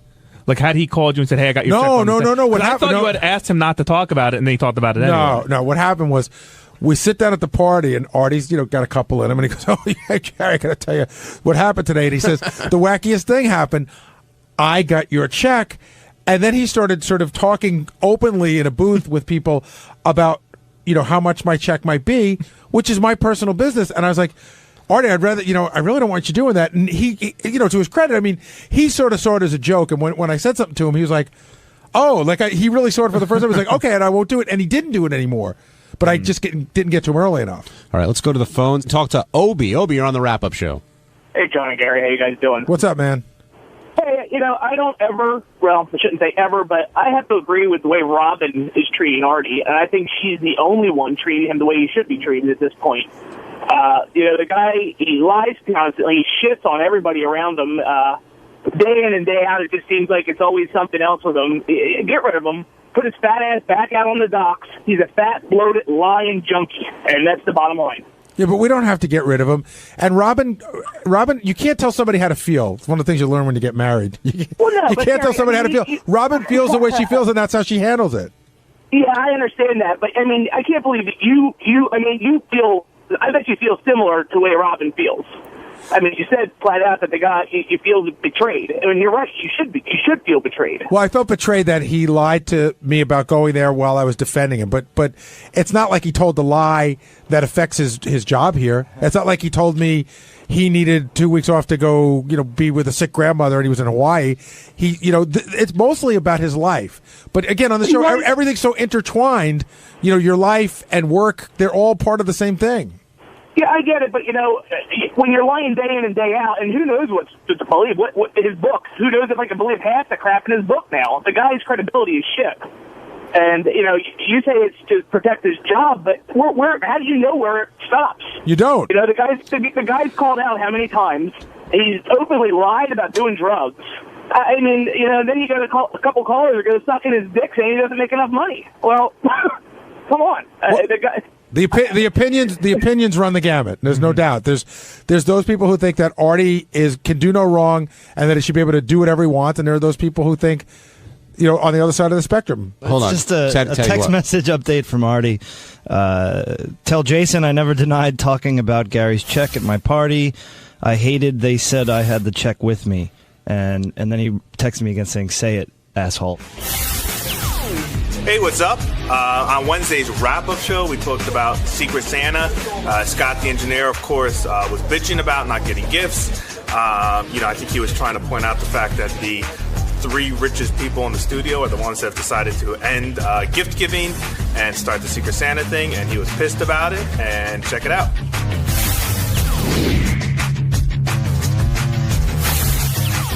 Vincent in Rhode Island, you're on the wrap-up show. Hi, I gotta say, I gotta take Scott's side on this. I mean, the 800-pound gorilla in the room is that Howard, justifiably, is an immensely wealthy man, and he certainly could afford to give out a generous Christmas gift to everyone. And the fact that a couple ingrates grouse, are they going to scuttle it for everyone? That seems to be an overreaction. I mean, he should even just give out cash, and then if a couple idiots say, who cares? He did the right thing. I don't understand. What's so difficult about that? If he gave out cash, it would be 100 times worse, don't you think? Yes. Because then everybody would just be comparing checks. At least, somebody gets a TV and somebody gets a DVD player. You can guess at the difference. But when you start giving out cold, hard cash, how much why did you get? Why is it he gives her the same? Well, the way you solve that is you give everyone exactly the same amount, $500 to everyone. But he was giving everybody the same exact gift. I think last year it was all iPods, and the year before, and this is where he got really upset. Or not last year, but the year before. But the year before that, he gave everybody the stilettos. That's right. And everybody assumed that Howard got them all for free. And he didn't. He had to pay full price for them. Well, I mean, Gary, first of all, not everybody thought that. But second of all, is that a huge leap to make that the company that Howard practically owns, he gave away the stiletto? I mean, that's not for some people to think that, and it wasn't me, certainly. I love my stiletto. But, I mean, it's not like a crazy thing to think. No, but what he's saying is he paid, full price for them, and he bought everyone a gift, and then everyone accused him of being cheap. I'm just saying maybe he shouldn't have been surprised that people thought that. But, sir, to go back to your point, I think if Scott got $500 from Howard, and then I don't know, maybe Steve Brandano got $500 from Howard. What the fuck is that? And Ryan from the Tapes team got $500 from Howard. I think you would still be angry because you've been, what the fuck? I've been here 30 years. Of course he would be. No, why would I be angry? Yeah, of course. Dave in Ontario, you're on the wrap-up show. Hey, how are you guys? Hi, Dave. I was listening to you guys talk about, what Howard got for you guys for Christmas. What did you guys get? What have you guys been getting Howard for Christmas? I didn't hear any discussion on that at all. Does anybody even think of getting him something? This year? Like Ronnie, for instance. Well, hold on, Dave. You're talking about what gifts we're going to get him this year? Well, yeah, I know you don't want to talk about it. But you hear all this historically, like, okay, Howard got us all iPods. Well, last year I got Howard, what? What'd you get him? Would you guys get him anything? Yeah. Every year we get him something. I got him something. What? Wait, all you have to do is go back and listen to past shows. We did it all on the air. Now, are you talking about last year specifically, Dave? Or? Well, last year, this year, are you guys getting them something nice? I know a couple. You got to think about it. I just don't hear any discussion of it. And what do you get? One-sided thing? Is it a one-sided thing? Dude, Howard doesn't want to exchange gifts. He doesn't want anybody to give him anything. He doesn't want to give anybody anything.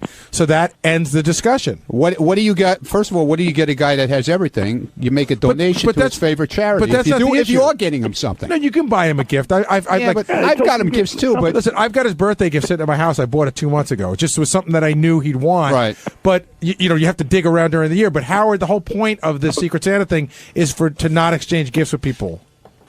Right. So, Dave, are you saying the people who are bitching about not getting anything from Howard should be the ones? What are they giving? Well, I Is just that your wonder. question? I just hear a lot of that. He got you something. He didn't give me something. What did he get you? What did he get? It's like, okay, you know what? Like it just sounds It sounds like a lot of one-sided whining to me. Well, it's not some of you, not all of you, not all of you. So who? Who are you referring to? Yeah, who? I just, Ronnie. What did Ronnie get him? Well, when? Wait a minute. What'd you get him? Wait a minute. Hold on a second. Last year, Hold on. What did you? First of all, when did you ever hear me bitching about anything that Howard gave me? Well, generally speaking, Ronnie, you do a lot of. No, I never bitched about anything. But I just didn't hear all I can tell you. Listen, listen to me. He is to me. All right, he's the most generous person to me that you ever want to meet. Okay, so you never heard me complain shit about what he ever got me. No, okay? You're right. So calm down. I'm not calm. All right, and what did I get? I made a donation to his charity last year. Okay, is that are you happy with that? Oh well, no. I'm thrilled, Ronnie. I'm thrilled. Good. I'm glad. Scott, just ask, guys. You don't have to get offended. I'm not getting offended. Scott, how about you? I've always, as long as we've done it, gotten Howard a gift. I've gotten everybody on the staff a gift until last year when Howard said, "Secret Santa, you give a gift to one person, you get a gift from one person." Right. That's what we do. Howard decides what he wants done, and this is what he wants done. And actually, the year before, I remember Scott got a very favorable review. I forgot what he got Howard. It was a bowl, or it was something nice, but Howard liked it. The only thing Scott gets nice gifts. The only thing we've ever goofed on Scott about was one year, all of our gifts reeked of smoke. Yeah. Like how could a crystal bowl smell like smoke? But it did. And then Scott got something that was made of cloth, and it just reeked of smoke. Was that your flavoring or? It's the flavoring I used to use, yes. I don't use that anymore. That's his mambo. Yeah, right. Benji, how do you deal with the Howard gift situation? Listen, I totally, like I said, I think it's very nice if someone wants to give a gift. If they don't, I don't think it's a big deal. So you mean getting him stuff? Yeah. I got him one year a hockey shirt. And he wears it every day, right? No, I think he said it was horrible. I got it. It was from BU. I got a hockey shirt, I think with his student radio station letters on it, and I asked Ralph. He said, "Get it red, get it in red or something like that." Hey, by the way, I want to take this opportunity to talk about something. Last summer, and I got a black kid. The last summer, that was great. By the way, the black kid. Last summer, I was out at Howard's house, and we were in the pool, and we started laughing. He goes, "I got to tell you something." He goes, "You know how I beat the shit out of you on the air about that crappy Christmas gift you gave me, the kit that had like nail trimmers and nose trimmers and all that stuff?" He goes, "I've had that sitting around for 10 years. He goes, "I opened up the other day." He goes, "It's fucking great." He goes, "I love that thing." He goes, "I use everything." And he goes, so he never even opened it up. He just looked at it. So I want everyone to know that. JD, how about you? I've given him a couple shirts, and he said he liked them, but he could have been just being nice. I don't know. And you've got Artie for Secret Santa, right? Yes. And have you gotten any more calls from Artie's mom? No, suggestions? I did get a suggestion from somebody. Actually, I was going to talk to Gary about it, but to see if Artie would even want it. But right, I don't know. It's a whole How old thing. is she? Heroin? No. A map of Delaware. On Thursday's wrap-up show, we talked about what Howard said about being gone in 2 years and what everybody's going to do. Everybody's nervous, obviously. We all want him to stay on so we can keep our jobs, and it'd be sort of strange not having Howard in the morning, but it's a reality for us, and we all theorized about what would happen if, in fact, he decided to hang it up in 2 years.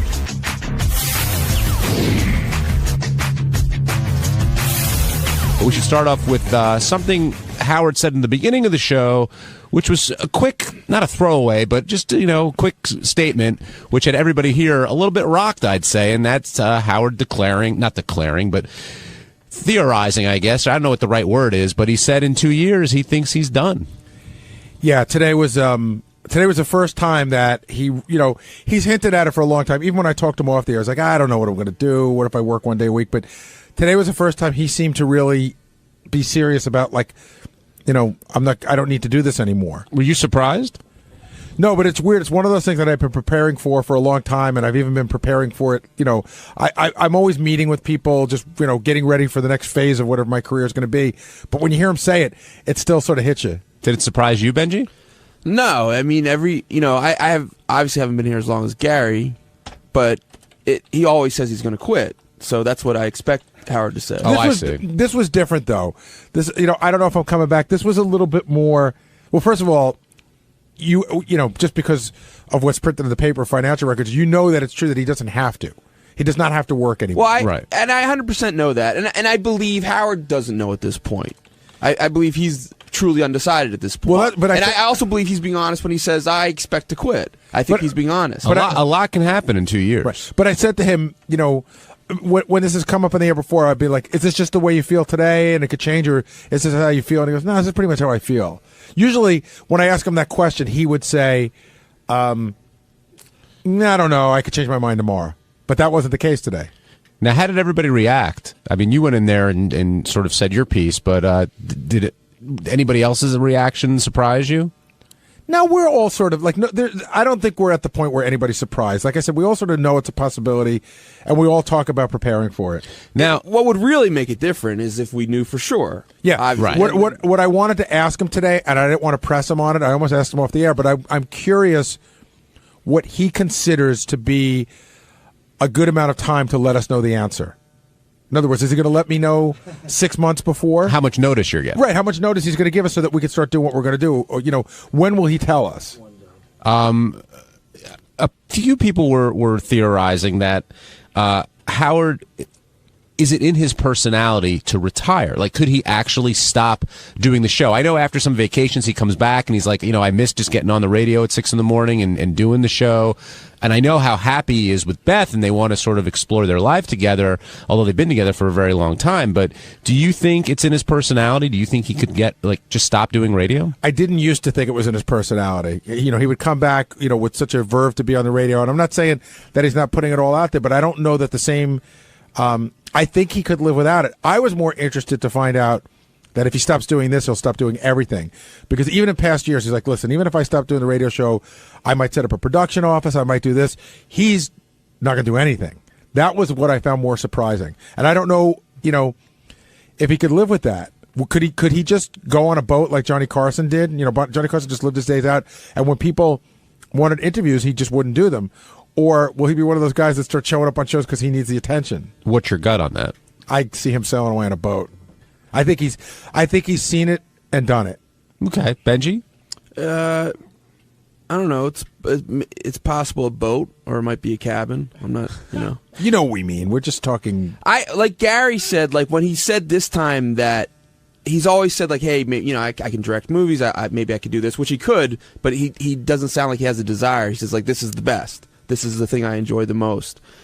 That makes me think more that he'll definitely keep his hand somewhere in this kind of format. Gotcha. Let's go to the phones. Tony in Hoboken, you're on the wrap-up show. Hey, guys. I just want to ask Gary, if it does come to that and Howard, doesn't re-up, would he ever consider working as producer for like a douchebag like Jay Leno? I've said a million times that my biggest fear is, first of all, I don't know that I'm qualified to be Jay Leno's producer. I think in my mind I am, but I don't have that much TV experience. But I've always said my worst nightmare is that when this period of time comes, that I have to take what's available to me. And, if I'm out of work for 3 months and Jay Leno's interested in having me be his producer, I'd probably do it. Because that's, you got to take, if there's no other jobs available and that job's available, how could you turn down a job like that? Let's go to Rob in New York. Rob, you're on the wrap-up show. Hey, Gary, if the show does end in 2 years, can you retire? No. Not even close. So, and Fred mentioned the same thing himself. So, is it fair to say that would Howard be mad if you were out putting yourself out there looking for other employment? Because if he's not paying your bills in 2 years, I don't see how he can be upset if you're out there looking for something else. If you can't retire in 2 years, you should be looking for something else right now. Well, in some ways, I'm always looking, in the sense that I talk to people, and we always talk that I'll be done in 2 years. But I have to be honest with you, I don't want to leave here till it's done. I just don't. I don't want to leave here till it's done. And Rob, I mean, people in the industry are fully aware of what's going on with this show. So if Howard does make that declaration, they'll know sort of by default that Gary is available if they wanted to pursue him. Yeah, but he gets mad when if Stutter and John leaves. Under those circumstances, a little weird. You can see it still irks Howard a little bit. Now Billy West, he leaves. Now these guys are just trying to take care of their families.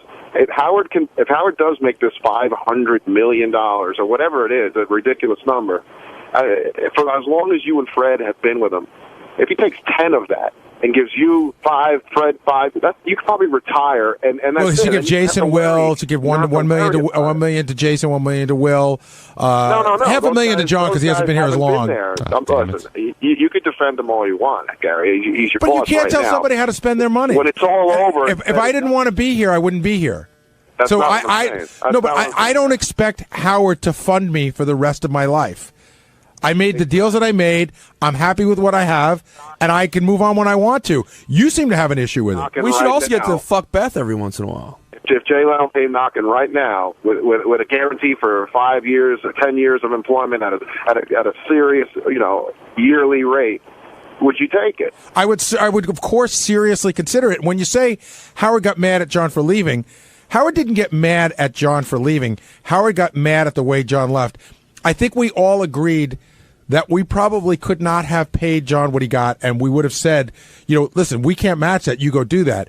It was that John never gave anybody that opportunity. John made his deal and left before anybody could do anything about it, and we thought that for the amount of time that he'd work with us, he should have there was a way to do it where he could have ended up where he was and everyone would have been happy. Well, Rob asks an interesting question in a roundabout way, but Leno's got this new show, 10 o'clock, for whatever reason. He wants, a different producer, and he contacts you. How do you handle something like that at this point? Listen, Howard would be the first person to say that everybody has to explore everything that's brought to him. He does that too. So, of course, if he came knocking, I would listen to what he had to say. You're talking about a million different things. Do I want to move to Los Angeles? Is it guaranteed for X amount of years? But if he said, I've got a 5-year guaranteed contract for X amount of dollars and the money was worth it, I'd probably go to Howard and say, I got a pretty good opportunity here. Are you staying or leaving? And if he says, I don't know, I'd say I'd have to take it. If he says, I'm staying, I'd probably be less inclined to take it. And the big difference there with Stuttering John is that you would go to Howard to discuss it before anything was done. Absolutely. Yeah. I mean, of course, no, I'd talk to them a little bit, but I'd see what they were offering. Benji, how about you if a writing gig like that came along? I like Gary says, first of all, we have such a great environment here. It's hard to see, it's hard to imagine a more fun environment. Can I jump on that? Okay, look, Benji. We love Benji to death. He dresses the way he wants when he comes in. He sort of has there's rules, but in a way there's no rules. So if Benji goes to work on a more structured show, it's going to be different. You're going to be asked. I can't imagine unless I have as much independence as I do here, not working for myself. We have a lot of independence. So what would you do for yourself? You mean be a freelance writer? Develop something. I don't know.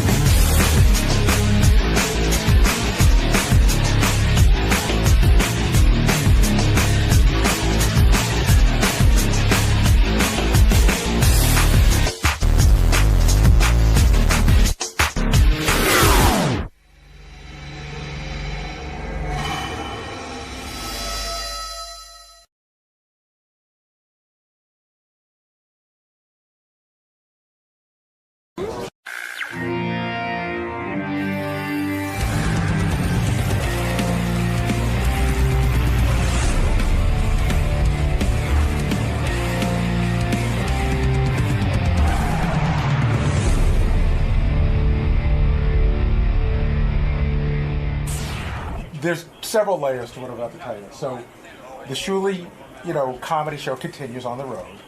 Scott can't make it to Arizona and Chicago. And I said, why not? Shuli goes, you'll have to ask him. I have no idea. I don't know why Scott can't make it. So Shuli went to JD and said, do you want to fill in? And he goes, we're going to have to renegotiate. And Shuli's like, renegotiate? You're on stage for 4 minutes. He goes, that comic that you introduced that got 3 standing ovations? You made 10 times more than him. You know what, Scott and JD, I think they all think it's fun to go out and do these things. And then they realize it's work, and then they're like, But he did say, but Shuli did say that it was really weird because JD, the one thing he wanted to know, way in advance, was what hotel they were staying in. Meaning he had it set up with that girl. Oh, you know what I mean? Yeah. He had dreams. Hey, Lisa G is here. I haven't spoken to her in like ages. Lisa G, come on in and tell us what's happening in the Howard 100 News. Lisa Glassberg takes There's Lisa. Hello there. Came in laughing. Having a good time. All right. Wearing this jacket, you start to sweat after 10 minutes. Right. Go ahead, Lisa. What do you have for us from the Howard 100 Newsroom? All right, so where do Ralph Cirella's allegiances lay? The issue came Lie. up. That's what I thought, but Go ahead. I think grammatically it may be lay. Evidently, you don't pay attention to my grammar. But go ahead. The issue came up after Ralph told you he was too sick to fly to San Francisco for America's Got Talent Is late that last true? week. But Now, here was the thing. I wanted to bring Ralph with me. Yeah. You know, we discussed it. He called me up, and he did the right thing. He says to me, hey, you know, you could hear it. He could hardly talk. I said, I don't want to be around anyone who's got a cold. I don't want to be around anybody, quite frankly. The less people on that plane, because the plane circulates air. I don't know what the fuck anyone's got, and sometimes people don't know what they got. Right. I'm looking to stay healthy for this stupid gig I'm doing. So he called me up. He's got no voice. He goes, you still want me to come? There's something going around because Yeah. a lot of people have had it. Right. So I said no, and thank you for calling me and making me aware that you're not feeling well. I didn't really need him to come. He had already put together the outfit and all that, Right. and it's not all that complicated. In So fact, what are you saying, Lisa? well, he showed up Friday to host Geek Time. Yeah. Well, that's fine. He would have come with me. He said, I'll come. He says, I just know you're paranoid about germs and stuff. And I said, thank you. Don't come. Wasn't a matter of loyalty. Did he look sick? I didn't see him. I was away. He was sick. Believe me. He was sick. And quite frankly, it was fine. Even like I'm going to St. Louis, I said, I don't need anyone going with me. I don't need a babysitter. You're not taking Tony? No, Tony, I need it. I fucking hair of mine. I don't know how to do it. I'm going out tonight. I need fucking help with my hair all the time. Tony always goes with me. Yeah. Tony takes care of it, and that's it. My hair, I don't know. It needs its own person. I know. I was actually contemplating like getting a manly haircut, Something that doesn't require styling? Yeah, because Like what? I mean, you know, like a man. What do you mean? Something short and spiky? Like what men do. I'm the only guy walking around with a bouffant. Every other guy walks around with like a normal haircut. You know what I mean? But I don't have the balls to do it. I've always had long hair. And I've cut it about as short as I'll cut it. Yeah, it's even shorter now. Yeah. That's about it for me. This is the length. Ralph thinks I should grow it a little longer. He thinks it's a little too short since it doesn't hide enough. Hide? Yeah. You know, hide aspects of my face. That's what I use my hair for. Let's be honest. If I put enough of it in my face, you can't really. It's a mystery. You're kind of like, hey, he doesn't look so bad. That's always been my move. That was Joey Ramone's move. When I look like him. Joey always had hair hanging in front of his face. You do not look like Joey Ramone. I don't know. Do you have nice ears? I've never seen those. I have nice ears. Yeah. People I have stuff that's nice that you don't need to be nice. I have like probably the prettiest feet a man's ever had. Yeah. I have gorgeous ears. Like all this shit you don't care about. Like I'd rather be a super hot guy who looks like Brad Pitt and have like the ugliest, feet. And ears. And like deformed feet. My feet are Brad Pitt, which is so weird. It's just it's like the worst practical joke anyone can play on you to have beautiful feet. And like I'll be hanging out with girls and go, oh yeah, you have really pretty feet. And I'm like, yeah. So now you're going to sleep with me? No. Every woman I've interviewed about you says you have gorgeous feet. Yeah, feet. They're beautiful. He could have been a foot model. Yeah, like my feet are so hot. He's I could a be supermodel of feet. I could be a professional foot model. Like, you ever see like a soap, like the guy's in the shower and he's soaping up? Like, they would cut to my feet. Right. And and by the way, that's nice. Women look at stuff like that when if they see a guy with gnarly feet, they don't want to be with him. But right, because it sort of indicates a hygiene situation. But it's just. I'd rather have like chimpanzee feet, like literally, how like chimpanzee, another species, like another species, and look like Brad Pitt. Maybe Brad Pitt does have chimpanzee feet. Right. You hope, but it's really funny how watching the Oscars. Yeah. It was almost embarrassing because it's like they are performing. The whole show is just for George Clooney and Brad Pitt. Yeah, because what does the camera go to? George Clooney and Brad Pitt. Every time you need a reaction. Those guys are like kings. Brad, George, Brad, Right. George. The rest of the people aren't even there. Yeah, and if you just date George Clooney, like Stacy You get Keibler on now, camera. Stacy Keibler is considered the princess of America. Everybody knows her. Everybody defers to her. Yeah.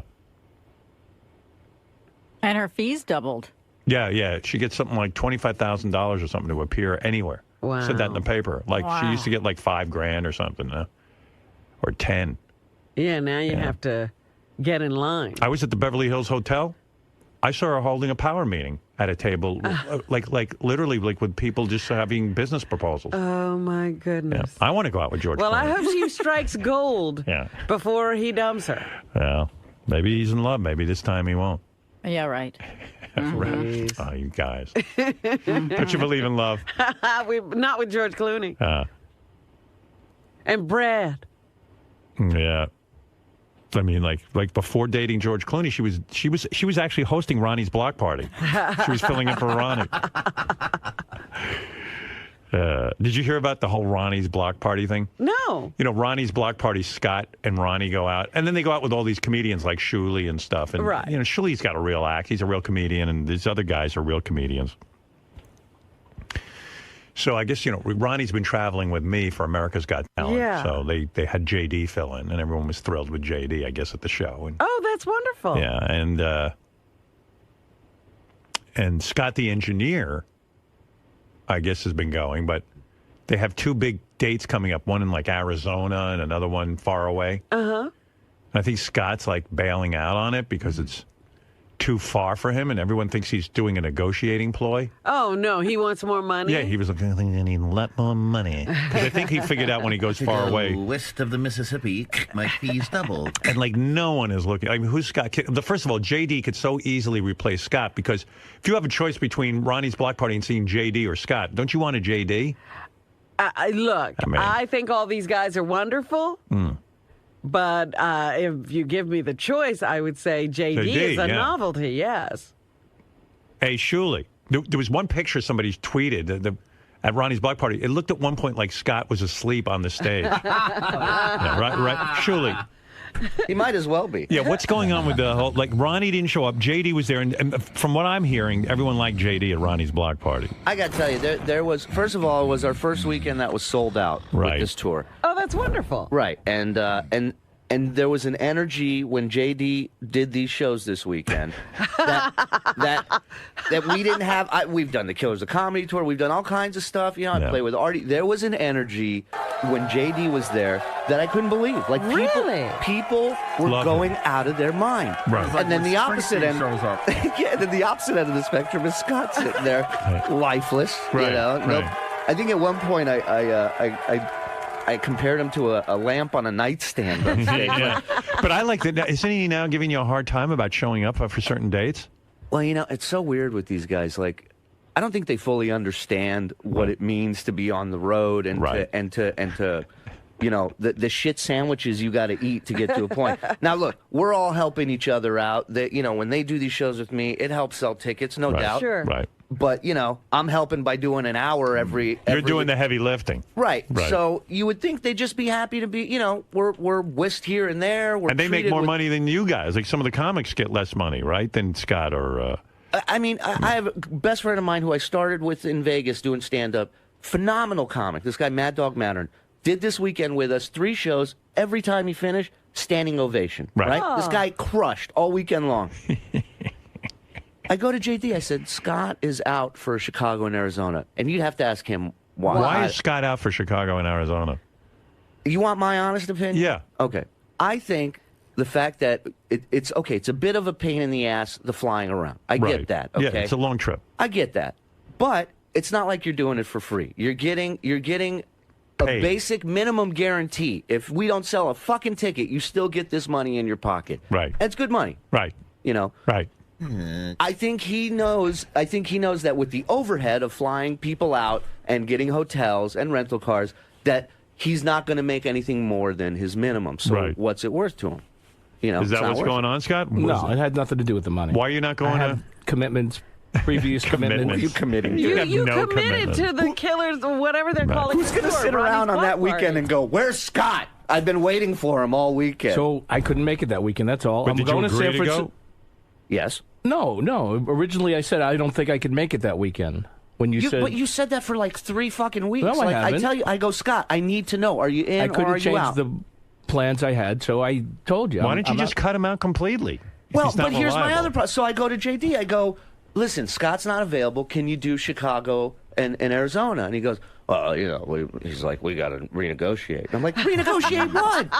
I never said renegotiate. He did. But you've said it at other times. Well, you shook me down. Let's be honest. I'm going to San Francisco. God, imagine getting shaken down by this the guy likes of comes Scott up to me D'Angelo. one I'm day. not shaking him down. Okay. Let's talk. One day he comes up. One day he comes up to me and goes, it's negotiating. It's not shaking down. Yeah, fuck you. As a Jew, I guess it's shaking down. But Yeah, let me tell you how you negotiate. Let me explain to everybody how Scott negotiates. He comes up to me and goes, so, yeah, I just don't think scheduling-wise I'll be able to do a lot of these shows. It's just not going to work out. He's the guy who wanted extra money. He's the reason I started this fucking tour. I swear. I swear to you. I'm not lying. Right. He started in with you. So he says, well, it's just scheduling-wise, it's a lot of flying. I don't know. I said, okay, fine. What else does he have to do? Nothing. Nothing. Sit behind bowlers on ESPN. Right. That's it. That was his big excitement. So I come to him the next day. I go, Scott, are you sure you're out or are you in? And he goes, well, if there was just more money. Now all of a sudden, now it's about money. You didn't say that. To Chicago? I never for said everything. That. You No. said for the whole pack. You said, well, if I could just, if there's just more money there, then it wouldn't be a problem being out. Yeah, so do I, and I can't because I'm paying you guys an arm and a fucking leg. Well, who the fuck do you think is coming there because of our guys? They're not going to see you. Oh, you think so? They're coming to see you with a fucking cell phone on your lap like Try a jerk doing off? the show without Ronnie or me. I've been doing shows without Ronnie and you. So go ahead. And Ronnie, and in all fairness, he put it together for you. And in all fairness, I'm scared that you're gonna fucking walk away from the block party show. Why am I being busted Because I'm You're being standing busted in because you busted his balls. I remember you busted his balls. No, I didn't bust his balls. You were like, can I get some money? And then you get angry when everyone's making appearances and you're not involved. His balls. Don't include him. Take him out. And then JD's like, I want to renegotiate. And I go, JD, you know the comic you introduced this weekend that you loved? I mean, JD said he's one of the greatest comics he's seen. I'm like, you've made 10 times more than him. Like, oh my goodness. I thought these guys need money. Why wouldn't you go? You got nothing else to do. I understand that he doesn't like to travel. I get it. Fine. Yeah, but come on, make some dough. I did not ask to be a part. Shuli asked me to fill in for Ronnie. All right, but now you got a shot. People liked you. You went over big. But I'm not good at. I didn't. None of them. Scott's worse than you. It's not my thing, and But don't you want the extra money? Wow,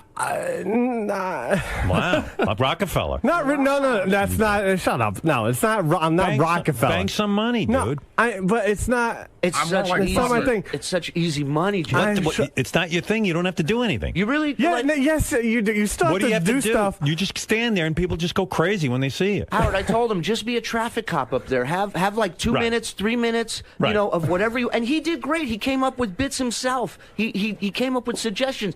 He was in control as a host. He was great.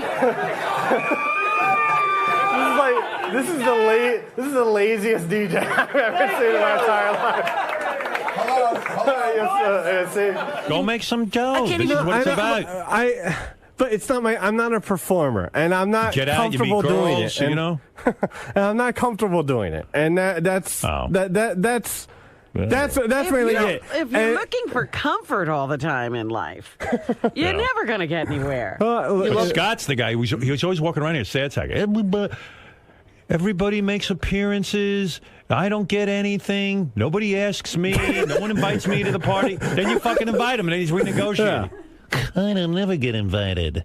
I'm just like, what's going on? Like, why? So get away from these guys. I took a Greyhound bus one New Year's from Vegas to Colorado to do a fucking $100 show. So when he starts complaining that I'm never included, say, fuck you, I'm not including you in anything. You know what? Take him off the bill. At this point, it's like I have myself, John Toll, Mad Dog, and the three of us amazing comics. Ronnie, could be the only one who could pull diva shit right now, and I would understand it. He's got TV deals, he's got, cologne deals, whatever he's got. He's fine. He's fine. He's not your problem. Ronnie loves to be around fans. He loves to fucking be out on the weekend. Right, the travel bothers him a little bit, and I understand that. He's old. But other than that, he's having a blast. And I don't care what you tell me, JD, you had a great fucking time this weekend. It was fine. But you didn't look uncomfortable, laughing and having a blast after the show. Well, yeah, I was glad the shows were over. I was done. I didn't do anything. That's the other thing. You cannot compliment. He will not take a compliment. I go, JD, you really were great up there first show. He goes, well, there's 2 more left. And I go, well, I said, JD, you gotta stay focused. You're a great human being. But Scott, why would you go? I heard you were like watching the professional bowling tournament all weekend because you were on TV. And by the way, talk about a black cloud. Every bowler that bowled on the lane where Scott was behind him lost. Oh, wow. Well, do you know that? There was only 3 bowlers with me. I mean, but every bowler, one of the guys finished like in the top 20. Every bowler on TV that you were sitting behind lost. No, well, the guy won. Obviously, one of them had to win. There you are. The best is the guy sitting behind Scott. He won. Pete Weber won. I don't know. So how can you make a statement? Someone told me they heard that whenever a bowler came up in front of you. Yes, it is. Obviously. Pete Weber sat on the other side whenever he wasn't bowling. Right. All the other bowlers sat right in front of you. Oh, you're talking about sitting in front of me. Yeah. Well, there was a lot of people around me. I mean, I wasn't the only one there. You think somebody else has your black cloud? Nobody has. That's someone ridiculous. told me you were yelling at the snack bar server.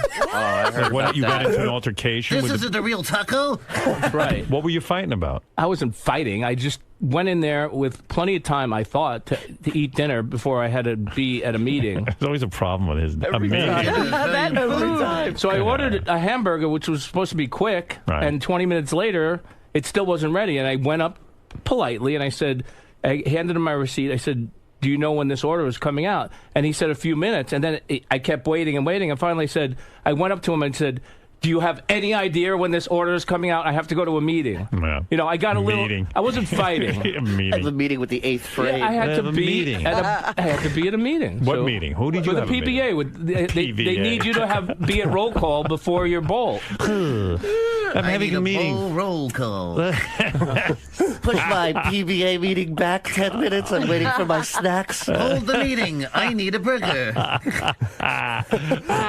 poor fucking kid's working at a snack bar in a bowling alley. I wasn't a kid.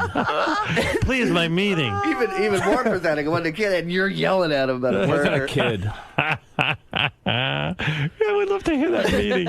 You call this a tomato? The meeting is just they explain the rules and they make sure you're there, and that's the meeting. I specifically asked for iceberg lettuce. Bowling is the only sport that you can eat a hamburger before playing. That's right. It would be a full stomach. I like how they have to explain. I needed some protein. Yeah. I like that they have to explain the rules of bowling to these guys. These only hasn't been bowling enough. What the fuck has changed? We had a meeting about the rules. Okay, there's still 10 pins, right? Very nice. Any other rules? They're not thinking of taking away a pin, are they? I'm late for my rule meeting. Is it true you lost to like a 13-year-old? Well, there was a few 14 and 15-year-olds there. But they bowled like they were 20. Damn kids. I have to get ready for my big bowling match against a 13-year-old. But I took out the fetus. Played 4 Scott versus a fetus. I didn't bowl with him directly. He was in the tournament, though. JD, you should go do these gigs, dude. I don't know what they're paying you, but according to Shuli, it was a very good money. You don't need money? No, listen, it's not. Get out of that shithole you're living in. How many of these dates could you book a year? Like maybe 6 or 7 for him, right? You want to hear something? I got a guy who contacted me who wants to book a weekend in 2013 in Montego Bay in Jamaica. Oh, my goodness. What does it pay? A Ronnie Mund. Is there dinner? A Ronnie Mund weekend in Jamaica. Oh, my God. Wants to do. Wow. A whole inclusive thing for fans to come out for all 3 days. Yeah. And this is the phone calls I get day and night. Like, this thing is running on all cylinders right now. So why wouldn't JD get in on this? It's not my thing. But you know what? Sitting here ain't my thing, but they pay me. Well, I'm sorry. I would like to be anywhere else. It's called a job. It's not supposed to be comfortable. But I have a job. This is my job. But JD, I could understand if you did this weekend and you sucked and it was fucking terrible and you bombed. Well, hey, you know what? Don't convince him. You didn't do any of those. You were really good, and he came out to standing ovations. You mean all he has to do is stand there? Let me understand the job. He goes, right. Hi, everybody. I'm JD Hammer. Hey, by the way, we just got here in Baltimore, and I got to tell you, man, we're having a great time. And tonight we're gonna have Shuli and this other idiot and this other douchebag, and we're gonna entertain you. And it's gonna be great fun. Any questions for anybody? Hey, JD, why are you such a fucking dick? Hey, whatever. Okay, here's Shuli. That's it. That's it. Oh my God. That's it. Whatever. That's too much. Yeah, you actually. I did too much work. You actually did a lot more. Right. But JD opened the show. He opened the show by. What did you say when you opened the show? Let me hear what you did. You know how were you there? Go ahead. LL Cool J read a prayer, did a prayer for Whitney Houston before the Grammy, so that's what I did. The LL Cool J Whitney Houston prayer to open the show. Cool. To open the show. And I thought it was really smart and funny. And then he has a joke about Scott right after. What did you say about Scott? Will Murray gave me this joke. He said, How is Whitney Houston dead and Scott Salem still alive? The most important question, actually, is how is Whitney Houston dead and Scott Salem still alive?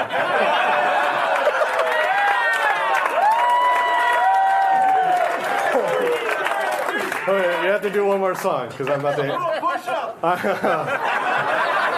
We don't want to kill the man, for Christ's sake. And that killed. There you go. And then after that, you bring up a comic. What the fuck? I don't get you guys. He felt really uncomfortable. It's like handing you money for doing nothing. And then at one point he read... Okay, get someone else. It's fine. At one point he read Winter. And by the way, you do less than JD. That's right. And you're negotiating with... I do I thought you were the guy every minute. I need money. Oh, yeah. You should see this guy. No one pays me. The only time this guy comes to life is if there's not a cord long enough for him to sit his ass on stage while the fucking show's going on. That's right. Well, we got a problem. He's running around.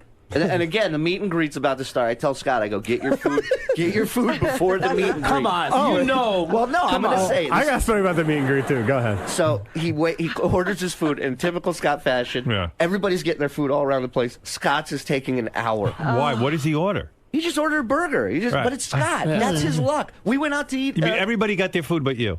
Apparently.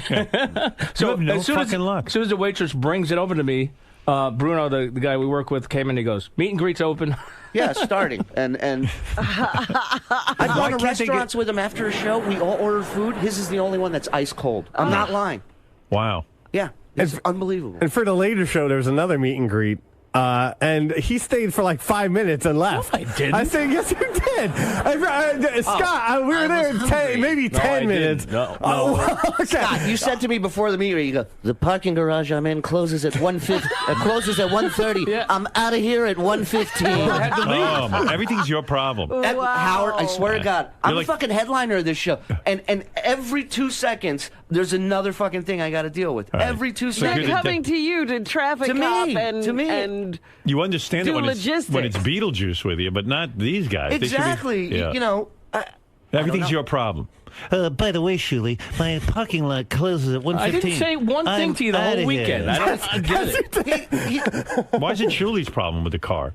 I didn't say it was a problem. I said so. Why can't I was in the meet and greet for 45 minutes. I don't know what the fuck you you're were not talking there about. 45 minutes, Scott. So you were not. So Shuli sets up the whole time. Shuli sets up this whole fucking thing for you, and now you're bailing out on him. Yeah, I'm not bailing being out. at It's the- one Two weekend. 2 weekends. It's one weekend. I thought it was 2 gigs. It's the same weekend. I'm dying to know what this commitment is. Yeah, what's your commitment? That it takes 2 days. I guarantee it's something to do with bowling or It's some no dumb bowling. shit thing. It's no bowling. So What is I'm the not commitment? bailing on anything. We're going to San Francisco and Sacramento in April. Right.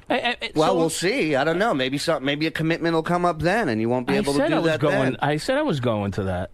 You never. When we brought up this schedule, you never said, "Oh, I may have a commitment that weekend, and I might not be able to go." You never said I that. said that As from we got the day closer, you told me. you started bitching about the trip. Well, No, then first we got to fly to What's your big Chicago, commitment? then Let's hear it. Arizona. I have family obligations to Bullshit. take care of. Bullshit. I smell bullshit. No, there's no bullshit. Yeah. No bullshit. So I'm not. You can't go like some other time. You can't say to your family another time. This is something that has to be done. Like that you can't weekend. say I have to work because it's not like you're coming home empty-handed. You're going to come home with money. No, I got it. I get it. And He really, doesn't need money. The money. No, the money is nice to have, and I'm a little bummed that I can't do it. Right. It's not. Believe me, the money. I like the money, of course. What's the commitment? It's a family wedding that I'm going to. So Wedding. The wedding came up 3 weeks ago. All snowboarding in Aspen. All of a sudden, I'm invited to a wedding. No, Yeah. I believe me. I want to go with these guys. I have a good time. We had a great time this weekend. Dude, the shows how does the wedding only come up 3 weeks before It wasn't gig? 3 weeks. I told him originally when he told me the date, I probably won't be able to do that. Is that true?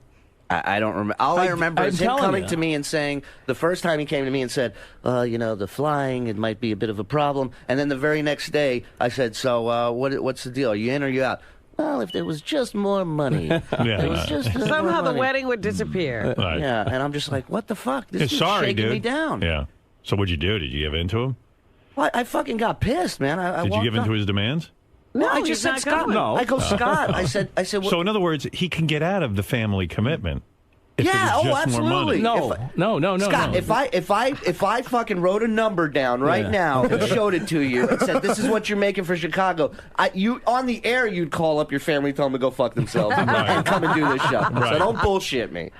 No. It's not that at all. Everybody has a price. Right. He doesn't get it. Like there's no headliner that does this kind of money split with people Right. on the show, Well. and I got no problem doing it because. Like I said, we're helping each other out. Right. But you got to get to a point where you got to realize, look, to get to the level where we all can make better money, you got to do the fucking shows. Right. Yeah, you got to be consistent. Right. So who else you got around here? Throw Scott off the bill and get. You got can't get Ronnie. JD. JD, you can't get. Evidently, We should do Stern Show's Got Talent, and me and you should judge the staff and see who's going to be added to the I don't care if contract. any of you go out on the road. I don't care either. Yeah, I just like hearing all these stories. All right, well, anyway, there you have it. Shuley, Scott the engineer, and JD. Yeah. So, JD, you're out. You're not doing it.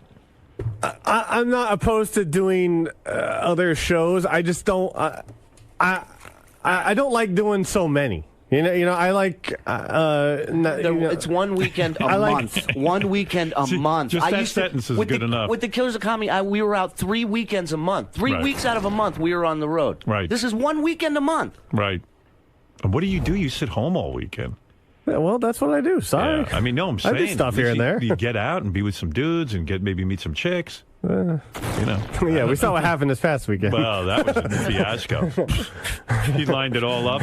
He came to me like 2 weeks before the show. And he's like, What did he say? What did he say? No, he's just like, I need the hotel information. I need to know what hotel we're staying at. I'm like, Why? Because you had that gig set up with the chick in the room. right. I'm like, so I need to get. so I listen, felt bad that he. I can't tell you why, but I need my hotel. I You thought you were going to be banging at that hotel. I didn't listen with my with my low with my thoughts. I don't expect anything to happen. All right, maybe we will renegotiate. with my low. What did he really want to say? I don't know. With my low expectations or whatever. Okay. Why did you need to know the hotel like 2 weeks ahead of time? Like, what were you telling her? She stayed with the friend at the hotel. Oh, so you got her at the same hotel? Yes. Oh, fuck. You were really... He had it all planned perfectly. Until the dude showed up. And then the next morning, we're walking out to leave, and they're like apart from each other. It's not like they're walking hand in hand or anything. And I'm like, wow, he had that chick up. I go, look at this motherfucker. His first weekend with us. Right. He's fucking got chicks. He's got a suite. He's got, look at him. Good for him. Right. Walk up to him like, you closed that deal, huh? Oh, not exactly. She brought a friend in my room till 5 in the morning. I'm just like, oh, Jesus. Oy.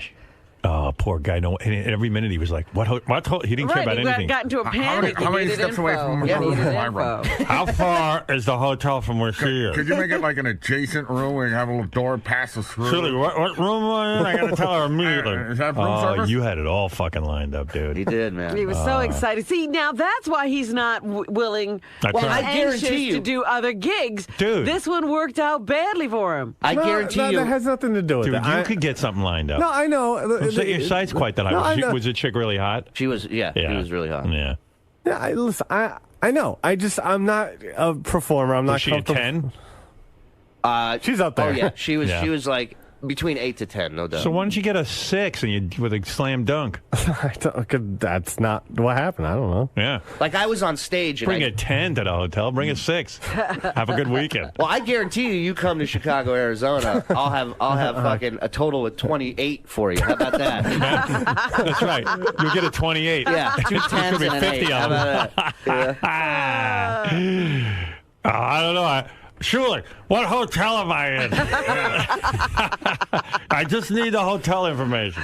Oh my God, this is dude. so funny. So what happened? As soon as Shuli got the hotel, you gave her the information, and then she hooked up a room there. Yeah.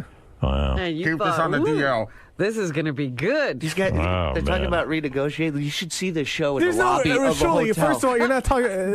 Go ahead. What? I'm sorry. What? No, he's What? talking about renegotiation. I'm like, That's the word you not- use, though. I'm fucking around when I said renegotiating. Okay. You whatever. said you don't like to travel, you don't like to There's leave your that- house, and if you're going to do that, then you want to renegotiate. No, I said I to travel.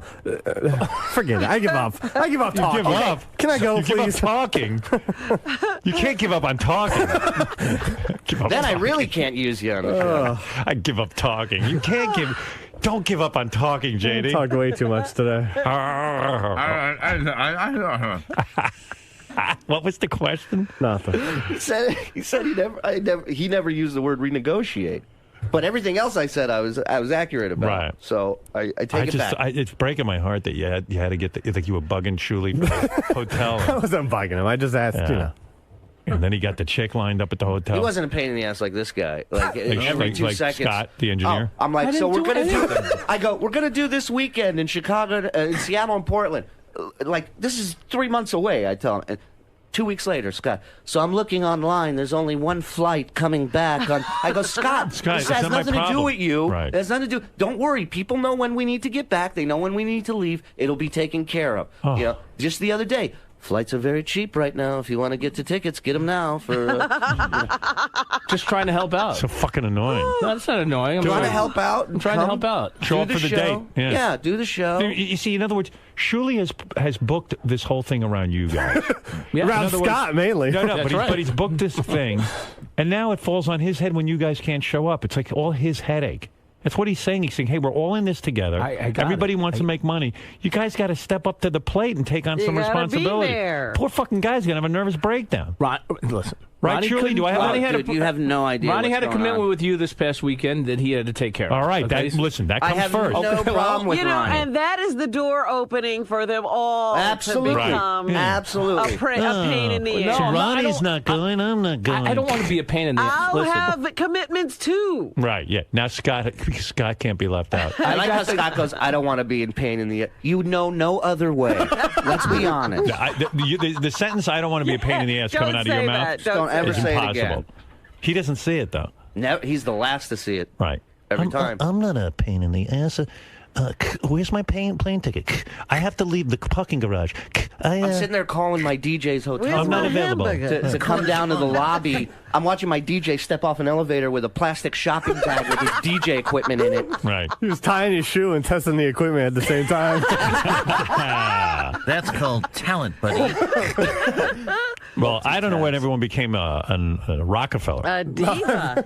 I can tell you one thing: the fans are loving the show. The comics on it are great. The audience turnout has been great. So what are you going to do now? You don't You have can't JD. get your bill is Listen. falling apart. I mean, it's something I Ronnie's have to block say, party. There's you no know? Ronnie, It's no just gonna Scott, be no me JD. and Ronnie. That's it. Oh, it is Ronnie. All right, Yeah, no, well, Ronnie's Ronnie will come back. Ronnie's been in from day one. Ronnie loves it. He does, and he's Right. great at it. He's amazing at it. I think all three of them would be fucking great, but then I'm coming home with no money. Right. Poor you. I'm in the middle of moving. My kid's gonna be 2. I feel like my heart's gonna explode any fucking day. I walk when I get off the 2 trains and the bus that I gotta fucking take home. I walk by a cemetery, and first thought is, these lucky motherfuckers. Right. That's my first thought. You have no idea how lucky you are. I know that feeling. And then my second thought is, why isn't Scott fucking in that cemetery? You are a waste of a human being. Just fucking relentless, man. Just I am. fucking relentless. I am. When I sit. Listen, you don't like me at the shows, fine. Book him all the time. Take Ronnie. If you feel so strongly about me being dead, then prove to me that you are alive. Scott, you know what it is, Scott? You have a worker mentality. You're finally in business with somebody where you guys could all be in business together. I know this. So you gotta say to your family, look, I got commitments with Shuli. I'm doing this to make extra money. We're in a business together. No, you're like, I'll pick and choose. I'm not picking and choosing. This fucking Like, guy. I could This is the only one that I could understand. I've done every other one, and I'm committed to the other one. And Scott, I can understand if I said, look, there's a risk maybe on a weekend with a high overrate where we come back with nothing. Then I can tell you, say, no, look, I don't want to come back with nothing. No, I know. But there's a minimum that's still fucking.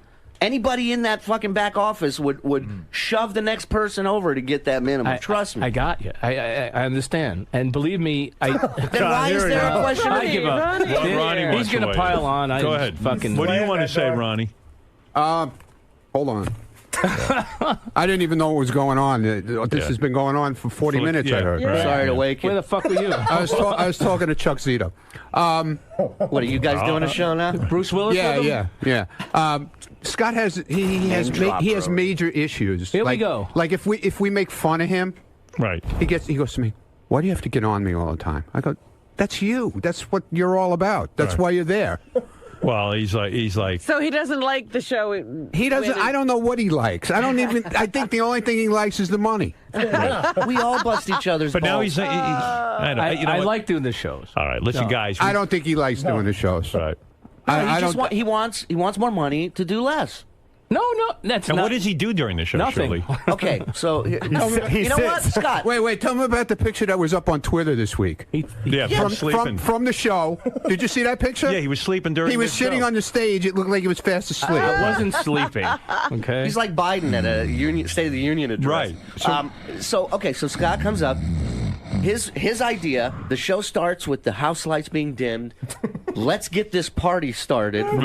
Which Scott has yet to start any fucking party ever in his whole life. Right.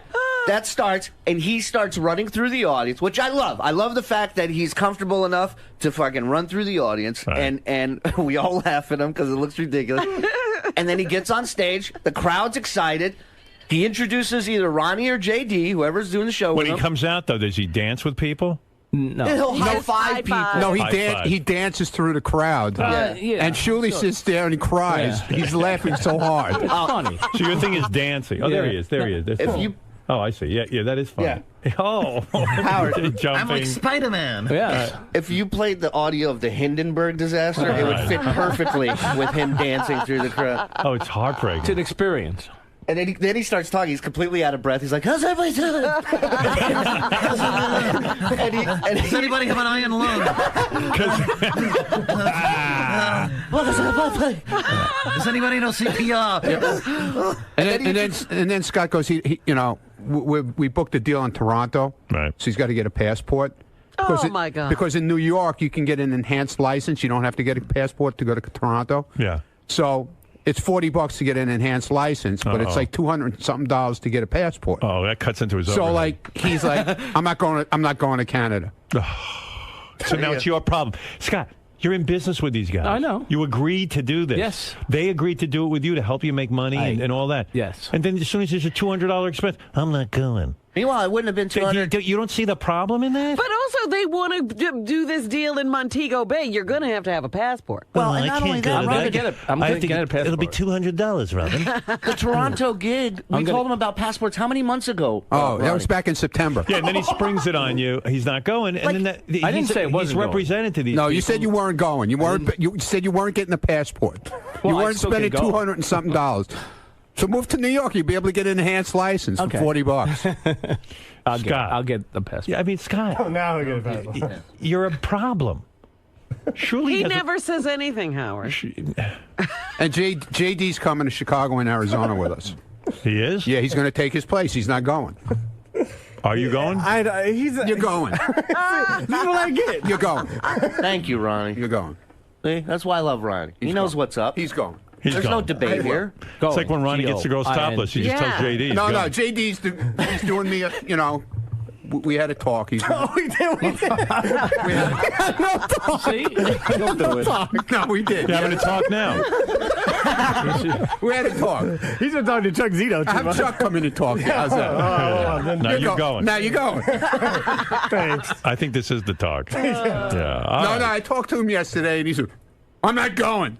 I said, "You're going. You're going. Don't worry about it. You'll do it." He wasn't going to do Hartford for me and Stanford, but he did it. Yeah.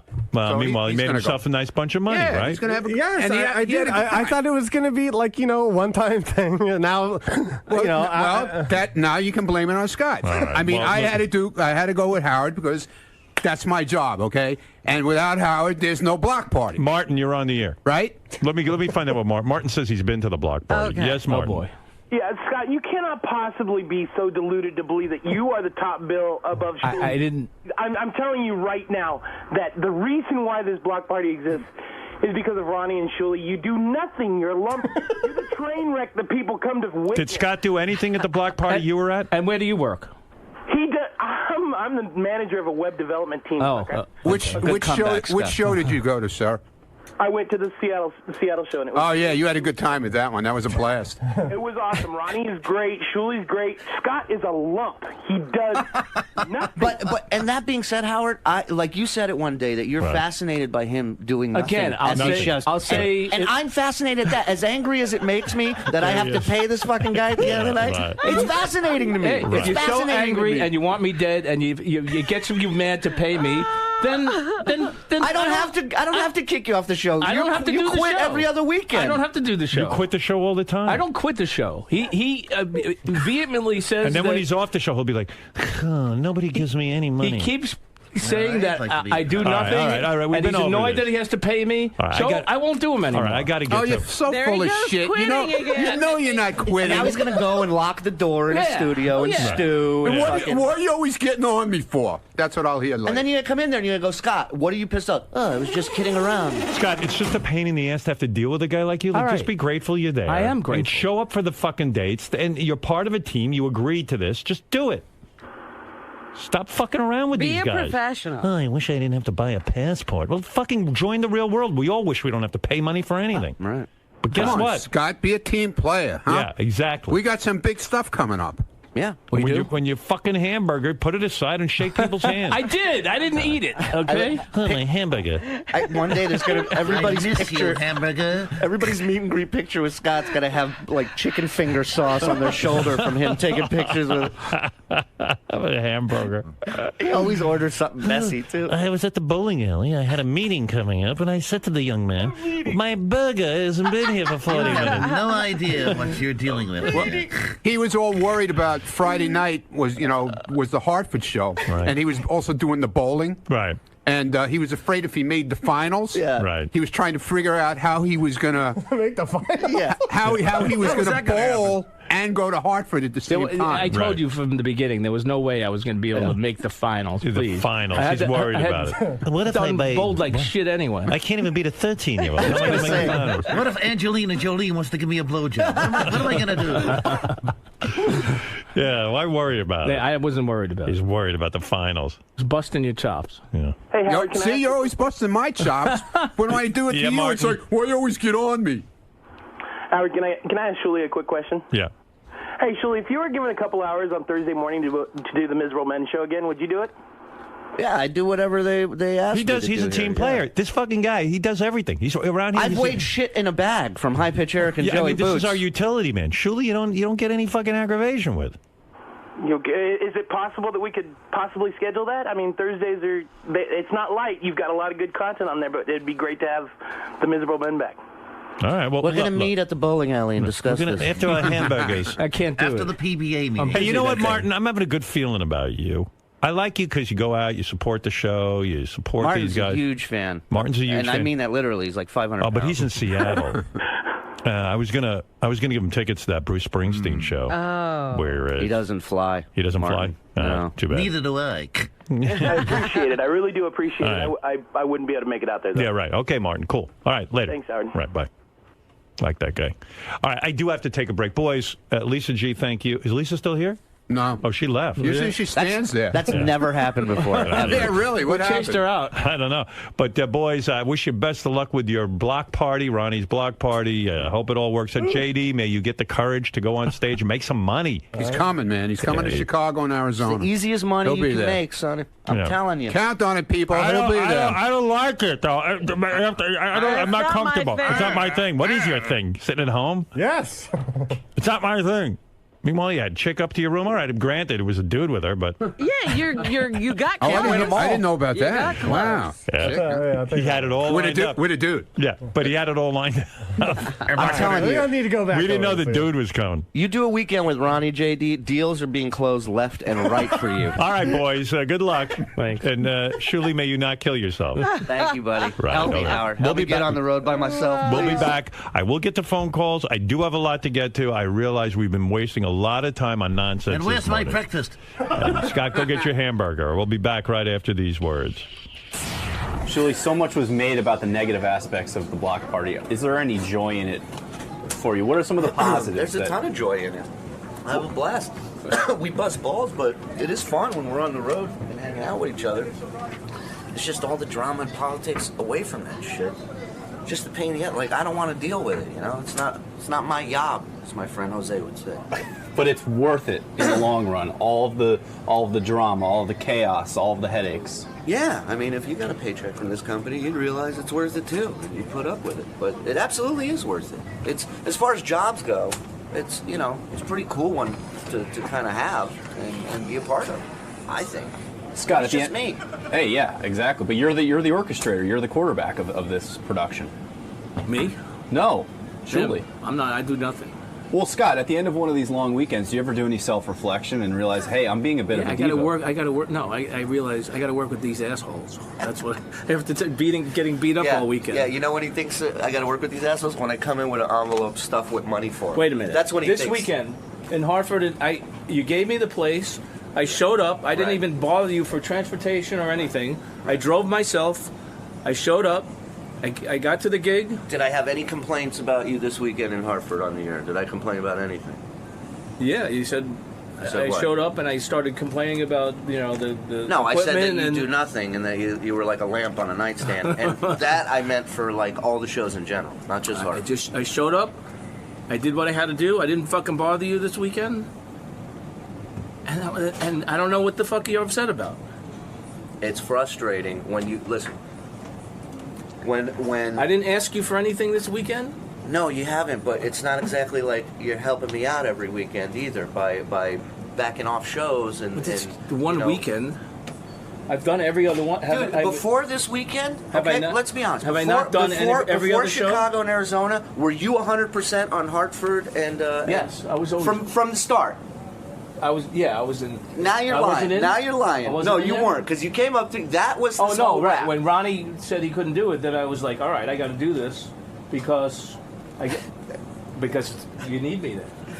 All right. I mean, if that's the way you want to spin it, that's fine. Shuli, is Scott misremembering how I things? think he We've is. heard that word I think before. because the Connecticut show was the show in question that he came to me and said, "I'm not going to be able to do it because of prior commitments." And I said, for Hartford and Stamford. Right. And I said, okay. And then the next day is when he said, well, if there was just more money, and that's why I was like, wow, it has nothing to do with commitment. He just wants more money. It's all about the bottom line. That's why I called it a shakedown. Okay. I'm still shaking. Scott, I think the big picture that you're missing, and Shuli, you alluded to this, and actually Howard brought it up as well, is that you have to establish this block party. You have to make it a commodity. Then you start upping the ante a little bit. Then you start upping your appearance. You have to build it up. We don't have to tell anybody we want more money. More money is coming in. Bigger offers are coming in. Scott, you don't see it that way. This Jamaica thing that this guy Wait, called what me is about? this? What is this, Jamaica? He wants a 3-day weekend in a resort in Jamaica. You'll have a plane ticket for you. Who fucking wants your to go to spouse, Jamaica? Whatever you want, and the money ridiculous. Fuck Jamaica. Nowhere near the money we're making right now, and that money's going to go up too. You want to go to Jamaica with us? That's if you are a part of things. Shuli, Yes, Greg? What do you want? Bottom line, Yes. put in the hard work. Yeah. You won't have to chase the money will chase you. Fucking ain't right, man. Fucking ain't right, brother. Sounds like somebody wants to be on a little bill called The Block Party. Yeah. Featuring Greg Carmel. Yeah, now we're talking. That's right. Come out, show your abs, talk about how bad you want to bang Robin, but you're never going to. Do some B-roll. A couple What's crunches. that? That's like a minute? A couple crunches Bring up on the first stage, comment. perhaps. Wind sprints. I bring this 15-pound machine with me as a prop. I love it. I love it. Everybody, we're meeting at Will's house to watch Jason. Sounds like the block party just quit you, sir.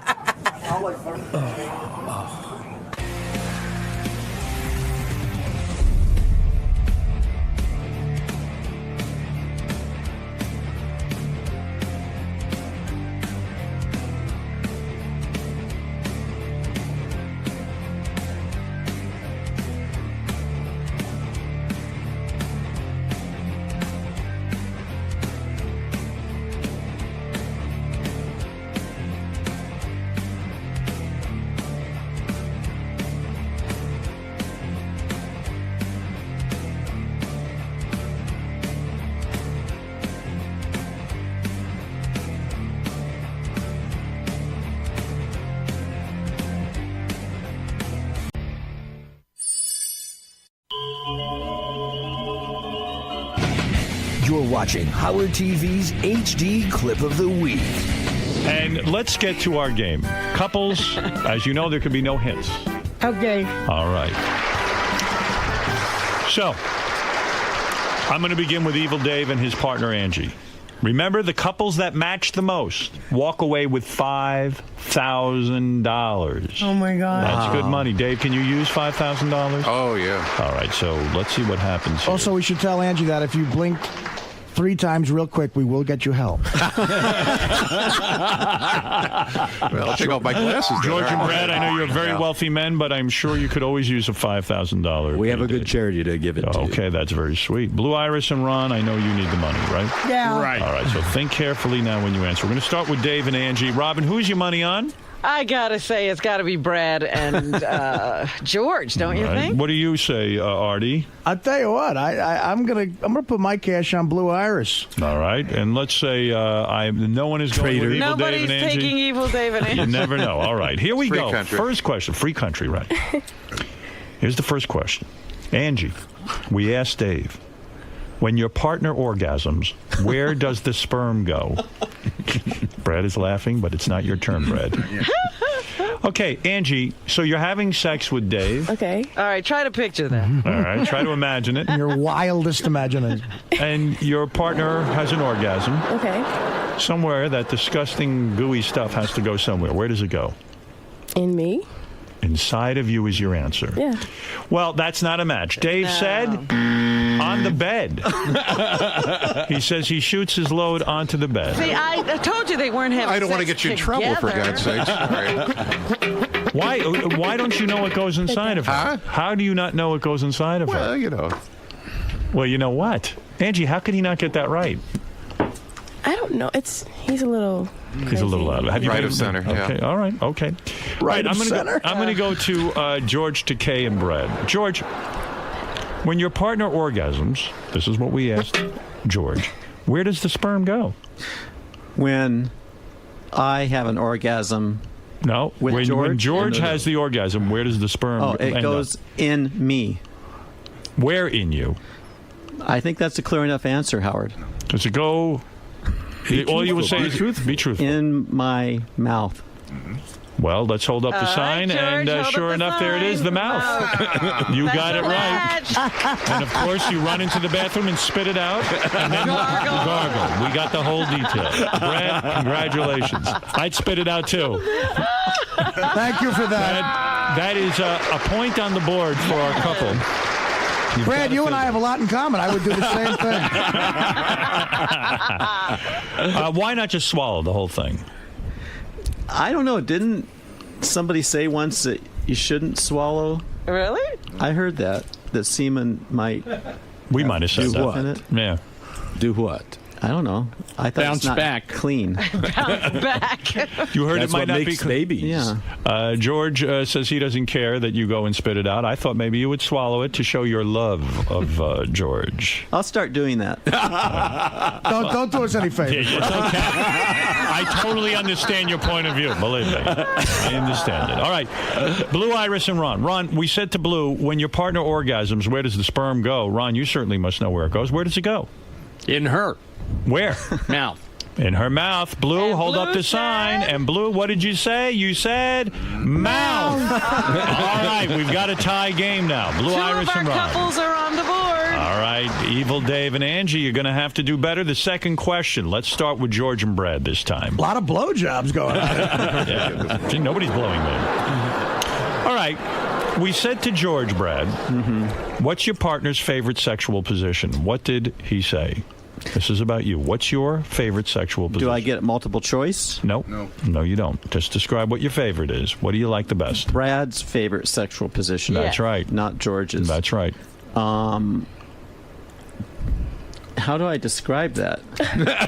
He can't help you. Carefully. I guess lying next to George in bed. Go ahead. No, He can't no. answer. Sometimes He can't answer. He can't Masturbating. answer. Lying next How to you George when you're Nesbitt? lying? How on your stomach? On my side. On your side. Lying on your side next to George. Well, let's take a look at what he said. He said you would say on his back, so we can't make it a match. But no, George is on his back. Yeah, but I'm on my side. But you like Well, being you on your got side. a match. You got to match the game. So it I didn't don't know. matter. Well, you do it sometimes on Isn't your there a side, judge? sometimes on your back. No. Well, let's go to Blue, Iris, and Ron. Ron, what did Blue say? What's your partner's favorite sexual position? What do you like best when you're with the lovely Blue Iris? All fours. All fours, All doggy fours. style. All right, that's fair enough. Let's see what the match is. Doggy style. That's my team. Wow, Blue, Iris, and Ron moving ahead with 2 points. I didn't know anybody could match with Blue Iris. Angie, we said the same thing to Evil Dave. If, If you had to choose a position. what's the fave? I like missionary. Missionary position. Let's hold up that sign. It's missionary. You're on the board. Usually I do something right. You sure do. Thank you. Right in center. Next question, we go to Blue and Ron first. If you could change one thing about your partner, what would it be? So we said to Blue, you can change anything you want about Ron. What would did it she be? choose? What did she choose? She wanted to change. I mean, you seem perfect to me. Yeah, you but- got it. But what would she change about you? What should she change about me? What's the one little thing? One little thing. One little thing. Come on, we're running out of time. I'm going to have to give a no answer. Just come up with something quickly. I don't want to see you guys miss a point. All right. Well, argue. You argue too much. Well, no, I don't think that's a match. Blue, what did you say? Hold up the sign. No. You said more energy. She finds that you're older than her and you lack energy. Yeah. Yeah. Is that true? True. Blue, well, he didn't get the match. I'm sorry. Sorry All right, about but you're that. still in the lead. Let's go to Evil Dave and Angie, who appear to be the mismatch of the century for some reason to us, but they've proven they are really lovers. All right. We said to Dave, if you could change one thing about Angie, what would it be? He always says I'm too bossy. Too bossy. Let's take a look. Dave, what did you have? Too bossy. Wow. Yeah. Look at them coming You know on. what? That's a real couple. I mean, I think so. Look at them coming on. Brad, what did George say? I kvetch too much. What? Kvetch. Kvetch too much. You. When you say kvetch, you mean you. What is it? Complain. You complain too much. Yeah. All right, George, hold up the sign. You are too controlling. Now, the judges, is that... Well, that's part of No. kvetching. Well, I'm sorry, it's not a match. It's just too broad a category. I'm going to have to take it sorry, away. I'm George. sorry. It's not a point. Oh, dear. All right. Well, we're going to get to our final question. Semantics. And the only reason this is the final question is because we are definitely not going to have a tie. I don't think. We're going to see. We might. What's the score? Well, actually, we might. Evil Dave and Angie have 2, and Blue Iris and Ron have 2 in a stunning upset so far. George and Brad are behind with only 1 point. How could that be? Shocking. Kvetching is. Hear the bell go to geography. It's not controlling. It's complaining. Well, it's controlling is a different thing. It's a way of. I'm sorry, George. Yeah, but you didn't say the thing. Yes, The judges agree with your call. Yes, the judge is older. What judge?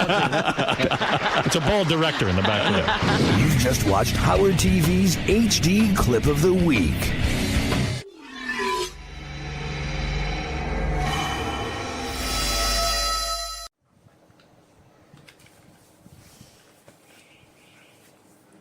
Xin chào tất cả các bạn. Cảm ơn các bạn hôm nay đã quay lại với kênh video của mình. Thì ngày hôm nay mình xin chia sẻ cho các bạn về một loại thuốc nhỏ mắt dành cho trẻ sơ sinh. Đây các bạn này, Newlyweird đây. Đó, đây là mẫu mã của sản phẩm này. Sản phẩm này thì nó được phân phối, nó được nhà sản xuất bởi Hafaco. Đó. Công ty cổ phần dược phẩm Hải Phòng. Địa chỉ ở số 71 Điện Biên Phủ, Hồng Bàng, Hải Phòng các bạn nhé. Sản xuất tại số 1 Tây Sơn, Trần Thành Ngọ, Kiến An, Hải Phòng. Ở đây có mã số vạch của sản phẩm này các bạn này. Đó, các bạn có thể check cái mã số vạch, mã vạch sản phẩm này để tìm hiểu xem về sản phẩm này có đúng là hàng chính hãng hay không này. Thông tin lô hàng này, ngày sản xuất này, hạn sử dụng này, rồi thông tin của nhà máy sản xuất, rồi công ty mà chịu trách nhiệm về sản phẩm này. Đó. Thì hiện tại trên thị trường thì mình chưa thấy thông tin là có hàng nhái về cái nước nhỏ mắt hay là nhỏ mũi này của trẻ sơ sinh. Hiện tại giờ mình thấy là cái dòng nhỏ mắt nhỏ mũi này á, được sử dụng ở trong bệnh viện này, cũng như là những cái phòng khám tư của các bác sĩ khá là nhiều. Một hộp này thì dung tích của nó là sẽ khoảng tầm 10ml các bạn nhé. Đây, mình mở lên cho các bạn xem. Lọ này á, đây các bạn có thể là dùng để rửa vệ sinh mắt bình thường cho các bé, hoặc là ví dụ trong trường hợp mà các bé bị có cái dấu hiệu là bị đỏ mắt này, hoặc là có bị cộm mắt hay vấn đề gì đấy á, thì các bạn có thể là sử dụng cái này. Cái này dành cho trẻ sơ sinh nhé các bạn nhé. Nó dùng cho cả mũi và mắt luôn các bạn ạ. Một hộp thuốc nhỏ mắt thì gồm sẽ có một chai dung dịch thuốc nhỏ mắt này và một cái miếng giấy hạn sử dụng. Thái. Đó. Đây là hướng dẫn sử dụng nữa các bạn nhé. Các bạn nên lưu ý đọc hướng dẫn sử dụng trước khi sử dụng, nhất là phần thành phần. Tại các bạn biết sao không?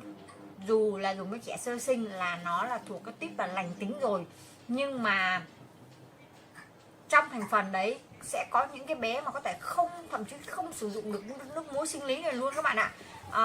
Các bạn biết không, có nhiều người ta còn không sử dụng được nước muối sinh lý luôn, người ta chỉ sử dụng được nước thường, hoặc là cái nước chưng cất riêng dành cho những người mà cực kỳ bị nặng. Đó, giống như kiểu như thành phần mà của những các bạn thành phần kiểu nó đặc trị riêng các bạn. Đó, thì trong cái nước muối sinh lý này á, thì nó có Newlyweird chiếm khoảng tầm 0,09%, tương đương với 87,2mg. Tá dược, rồi những phần thành phần tá dược như natri borat này, rồi axit boric này, nước cất này là chiếm đủ hết 10ml nước thành phần trong này luôn. Về chỉ định nhá, dùng nhỏ mắt trong các trường hợp như khô mắt hoặc rác mạc này, có cảm giác như bị khó chịu. Đó, dùng để rửa mắt do bụi này, mồ hôi lọt vào mắt này, rửa trôi đi các dị vật nhỏ bám vào mắt, làm giảm các triệu chứng như nghẹt mũi này, sổ mũi này, dùng được cho trẻ sơ sinh. Thì các bạn có để ý đi, thường là khi mà các bạn tắm cho bé xong á, thì thường các cô y tá này hoặc là những bạn mà trong cái trung tâm mà chăm sóc bé thường là sẽ nhỏ vào mũi này và mắt cho các con để rửa sạch cho các con luôn. Đó. Về liều lượng nhé các bạn ý này, nhỏ mắt này, nhỏ vào hốc mũi. Các bạn ý khi mà nhỏ thuốc là các bạn nhỏ vào hai bên hốc mũi này chứ các bạn đừng nhỏ thẳng. Các bạn nhỏ thẳng thì nó sẽ chảy xuống cổ họng luôn chứ nó không làm sạch vi khuẩn, nó không đẩy hay là nó không có như là không loại bỏ được những cái bụi bẩn hay là vi khuẩn ở hai bên hốc mũi đâu các bạn nhé. Khi mà nhỏ là các bạn nhớ nhỏ vào hốc mũi cho bé này, đừng nhỏ trực tiếp. Đó, thì mỗi một lần nhỏ thì sẽ từ 1 đến 3 giọt trên một lần. Ngày thì nhỏ 2 đến 3 lần thôi.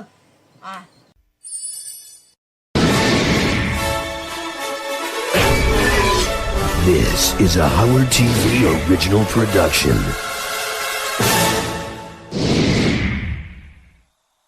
Here's a taste of what you have to look forward to on this episode of The Bonus Show. A talented, technically inclined rodent stops by. We get a visit from the creepiest puppet master ever. Hi, everybody. My name is Mr. Gene Sternberg. Never call our staff a bunch of lightweights. I don't want to hurt you. And the boss calls into the wrap-up show. Help us! Going nuts! Help us back!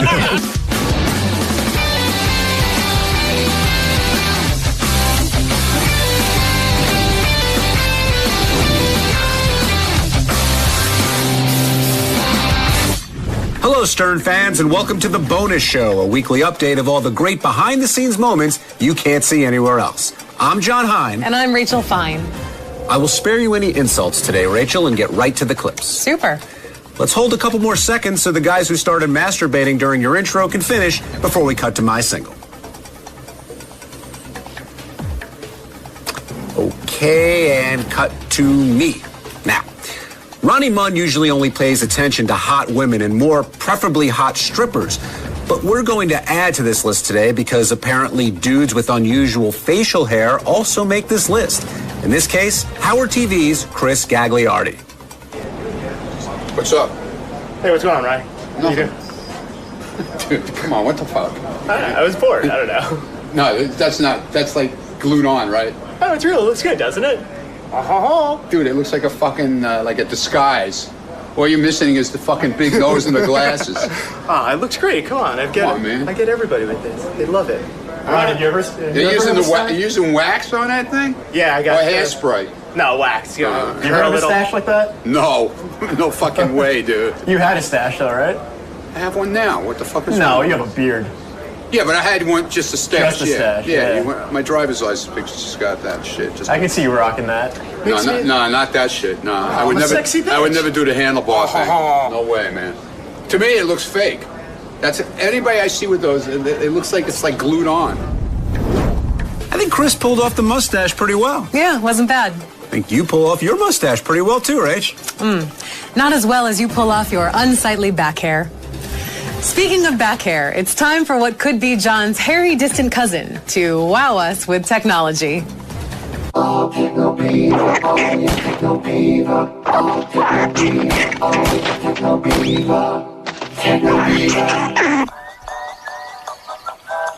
Hey, hi everybody. You're probably wondering what I have around my head here. I've got my Acoustic Research 2.1 wireless headphones. Now, why do I love wireless headphones? Well, when I'm at home at night, if I'm laying in bed and I'm watching TV and my wife's around, she says, turn it down, put the headphones on, boom, she doesn't hear any sound. Another great place I love to use the headphones is in the gym. Downstairs in my gym, I have a treadmill and I have an elliptical machine, and the TV's like 10 feet across the room. And sometimes when you're on the machine and it's making a lot of noise, you can't really crank the TV up that loud. So I put these headphones on and I work out with these things. They're great. They're really easy to use. They have a phenomenal sound. You take this little box right here, and this comes with a variety of cables that you can plug into the back of your TV. I use the RCA cables, but you can use a mini cable, whatever it takes. And this is a little transmitter right here. Once this thing's going, it transmits wirelessly to the headphones. They got a volume control on the side. And when you need to charge them, you put a cable right from here, and it goes right into the back of the transmitter, and that's how you charge it. And a charge lasts a really long time. They're good for up to 100 feet, so sometimes I get off the elliptical and I go get a drink of water. I'm still listening to what's going on. Sometimes I get out of bed, I go to the bathroom, come back, and I haven't missed a bit of TV. I think these things sound phenomenal. I highly recommend them. Acoustic Research 2.1 wireless headphones. What are you doing? Nothing. What are you doing? I like What is turtles. that? What is that? Mind your own business. What's that picture? Some turtles. You're a beaver, moron. I know, I'm building You can't hook up with a turtle.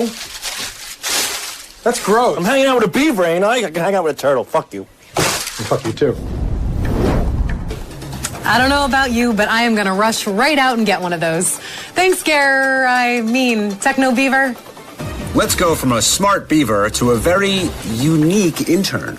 I'd be remiss if I didn't introduce my next guest here to the show right now. He's none other than Ronnie, the limo driver. Ronnie, what's going on, man? Hey, dude, what are you doing? What are you dragging me in here for? I was off at work this morning. What the fuck? What's going on here? It's 7:45, and I'm not supposed to be here anymore. Ronnie, please relax. I'm trying to do a show here.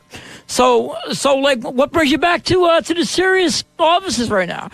Well, I don't know, man. I heard this medicated Pete nonsense, so I figured I'd stop back and check this shit out. So, Ronnie, well, this is like cursing is your thing. I know that, but it's usually a morning thing. This is like the evening now, so it's kind of different. I don't give a fuck. Come on, man.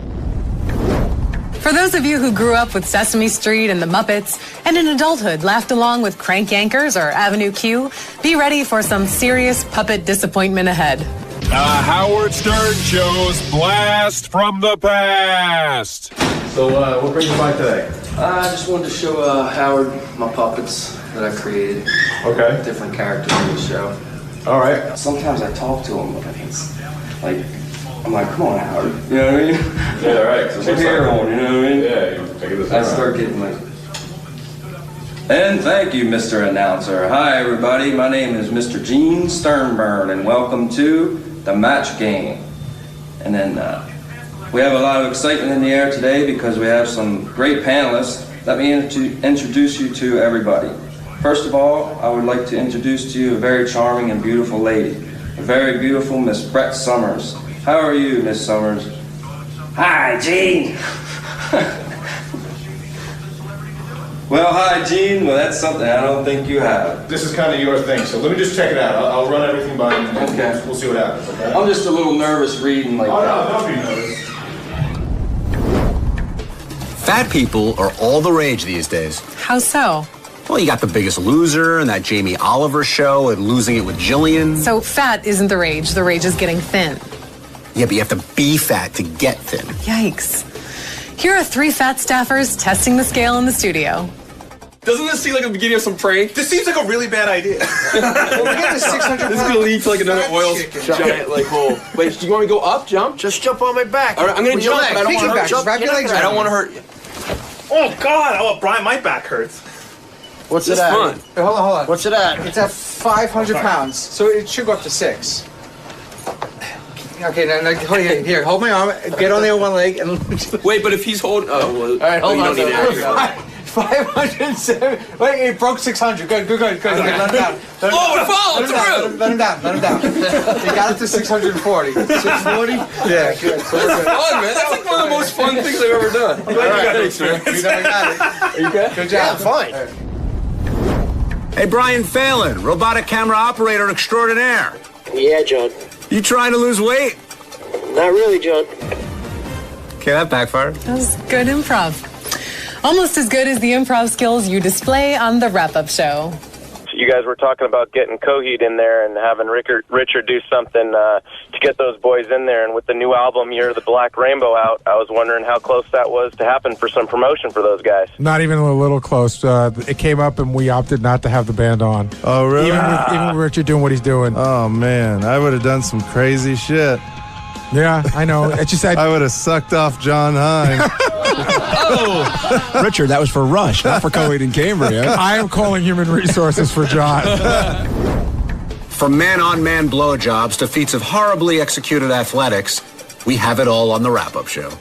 Do you still think about? I mean, I know it's. I think about it all the time. Do you really? Yeah. Not only do I think about it all the time, but I think about it to the point where when I'm coaching Lucas's team, I'm afraid to throw the ball. I feel like everybody's looking at me. So sometimes I just roll the ball back. Sometimes I throw it, but I don't even want to. I don't want to be. I don't want anybody. I don't want more than a crowd of one to watch me throw a ball. Have you thrown a ball overhand during, since the pitch? Yeah. At the Little League game, though, where people can see you? I try not to. And wrapping up the wrap-up show, the guys get a call in from the man. Of course, I am talking about Ronnie the limo driver. Oh, and Howard was on the call, too. Ronnie Munn, you're on the wrap-up show. Yeah, dude, I wasn't sleeping. And Sal burnt the whole back of my leg, and he's going to have to pay my doctor bills. It's all crazy in here. It's all crazy. Yeah. Ronnie, you've got five. Stupid head in. I saw him looking. I saw Scott walk out of the room to go get the camera guy. You're going to kill somebody. Ronnie, you're back? Yeah, man. The guy, nobody says nothing about how he burned me. I did, and I apologized about it. Yeah, okay. Yeah. Hey, help us. He's going nuts. Help us back. Help us. Oh, man, he's going nuts. How bad of a burn are we talking about, Ron? We're talking about a 6-inch burn and like a straight line down the back of my leg. He's got his pants off. Howard saw it. He believes me. Put your pants on.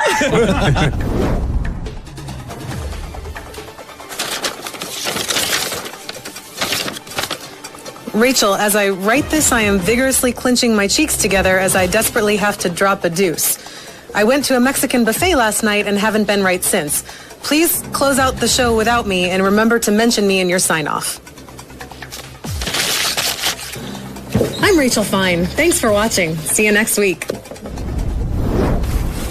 Gary, is the shoot as fun as it was the first time you did it? Oh, it's even more because now I got Sal and Scott, so it's just nothing but a party. Yeah, but I didn't tell you off for sleeping. That wasn't a fight. That's a fight. Okay, no. That wasn't even a disagreement. I know. Listen to the Steve Ward call. That's a fight. You sound like my wife. Scott, I'm sorry. I was busy getting yelled at by Gary. Can you tell me again once? Is there any part here that's like pissed? Oh, so he needs us cue camera left?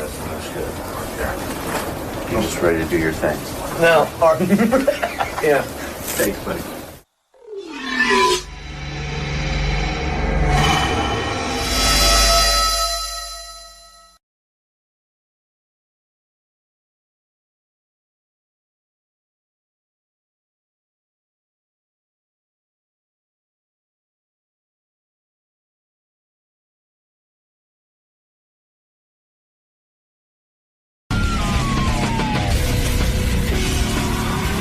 Lisa from the Howard 100 News. Lisa, yes, what's happening? 1 second, sorry. Go ahead. Ralph Cirillo's benefactor, Sam Simon, is set to compete in the Game Show Network series High Stakes Poker, which will begin filming this weekend in Las Vegas. Although Sam refused to comment when asked by Howard 100 News if he paid for Ralph's flight to Hawaii, Sam doesn't seem to have a problem spending money. The upcoming season of High Stakes features a minimum cash buy-in of $200,000.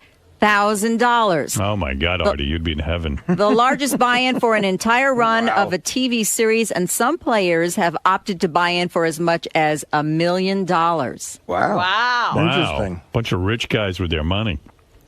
I don't know, it's kind of cool when you find a TV show that'll play into your horrible addiction.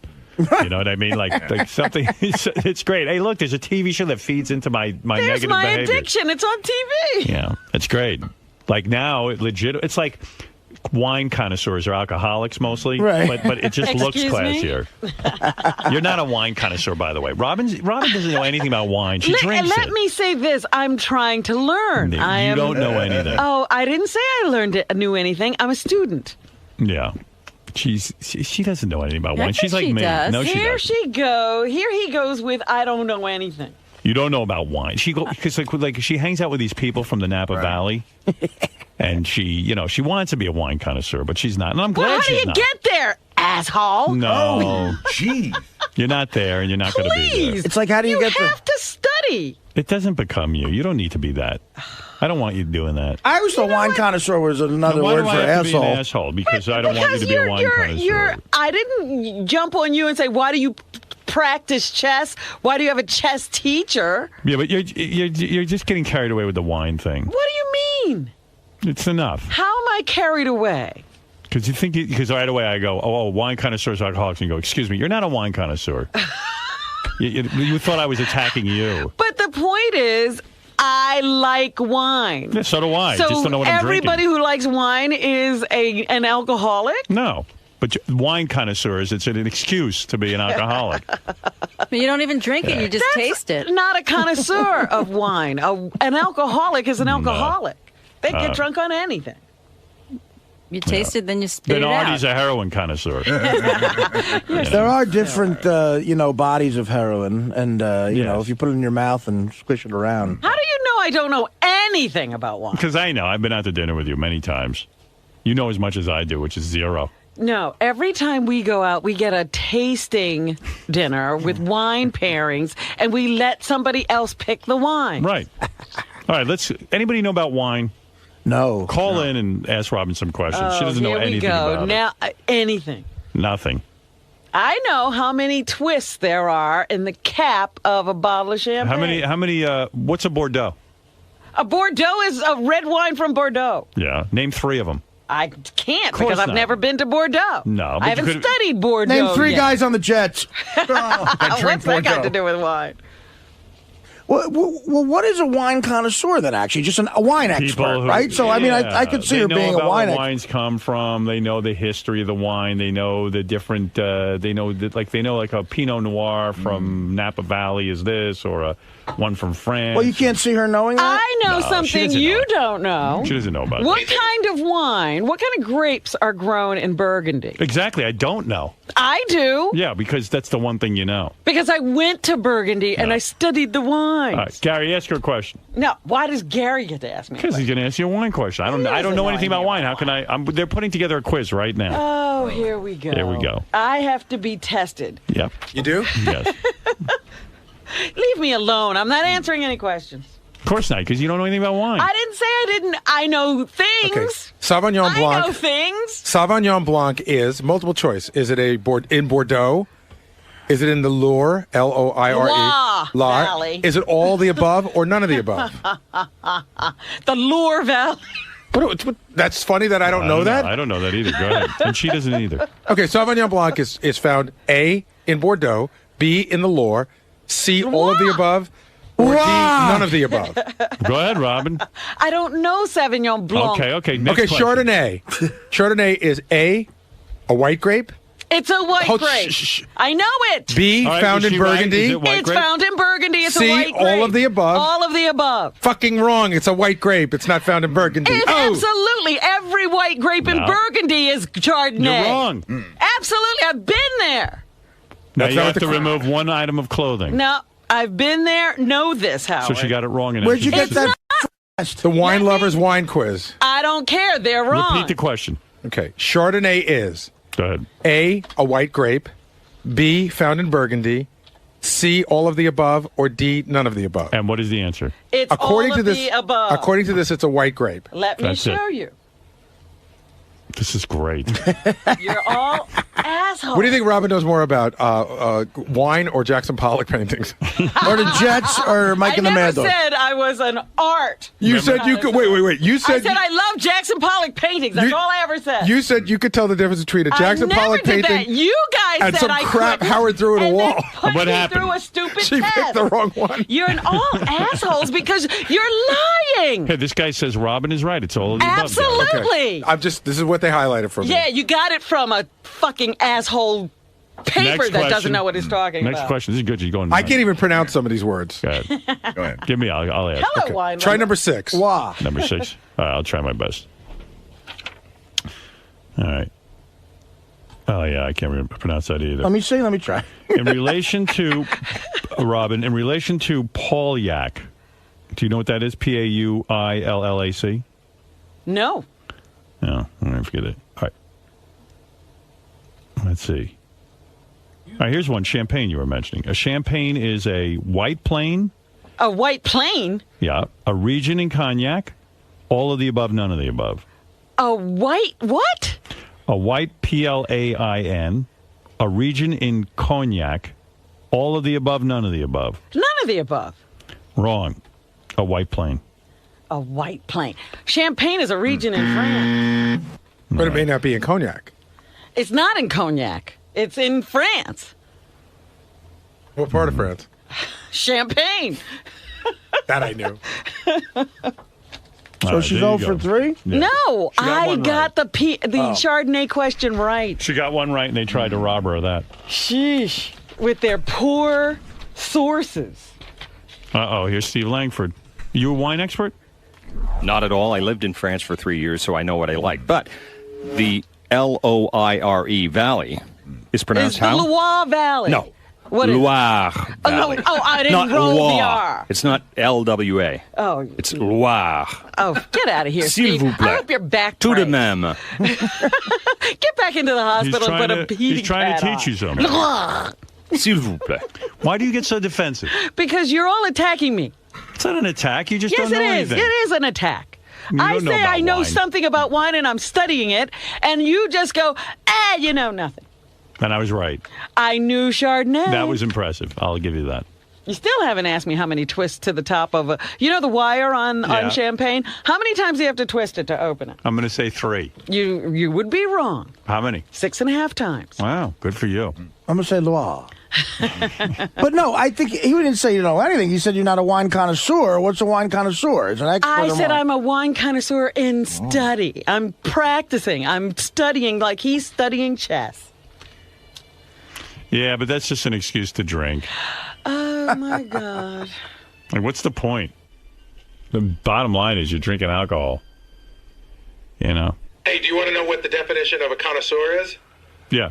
One who understands the details, technique, or principles of an art and is competent to act as a critical judge. That's what she wants That's to be. me.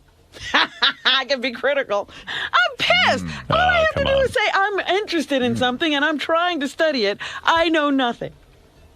Yeah. Well, I gave you the test. You got one right. You gave me no test.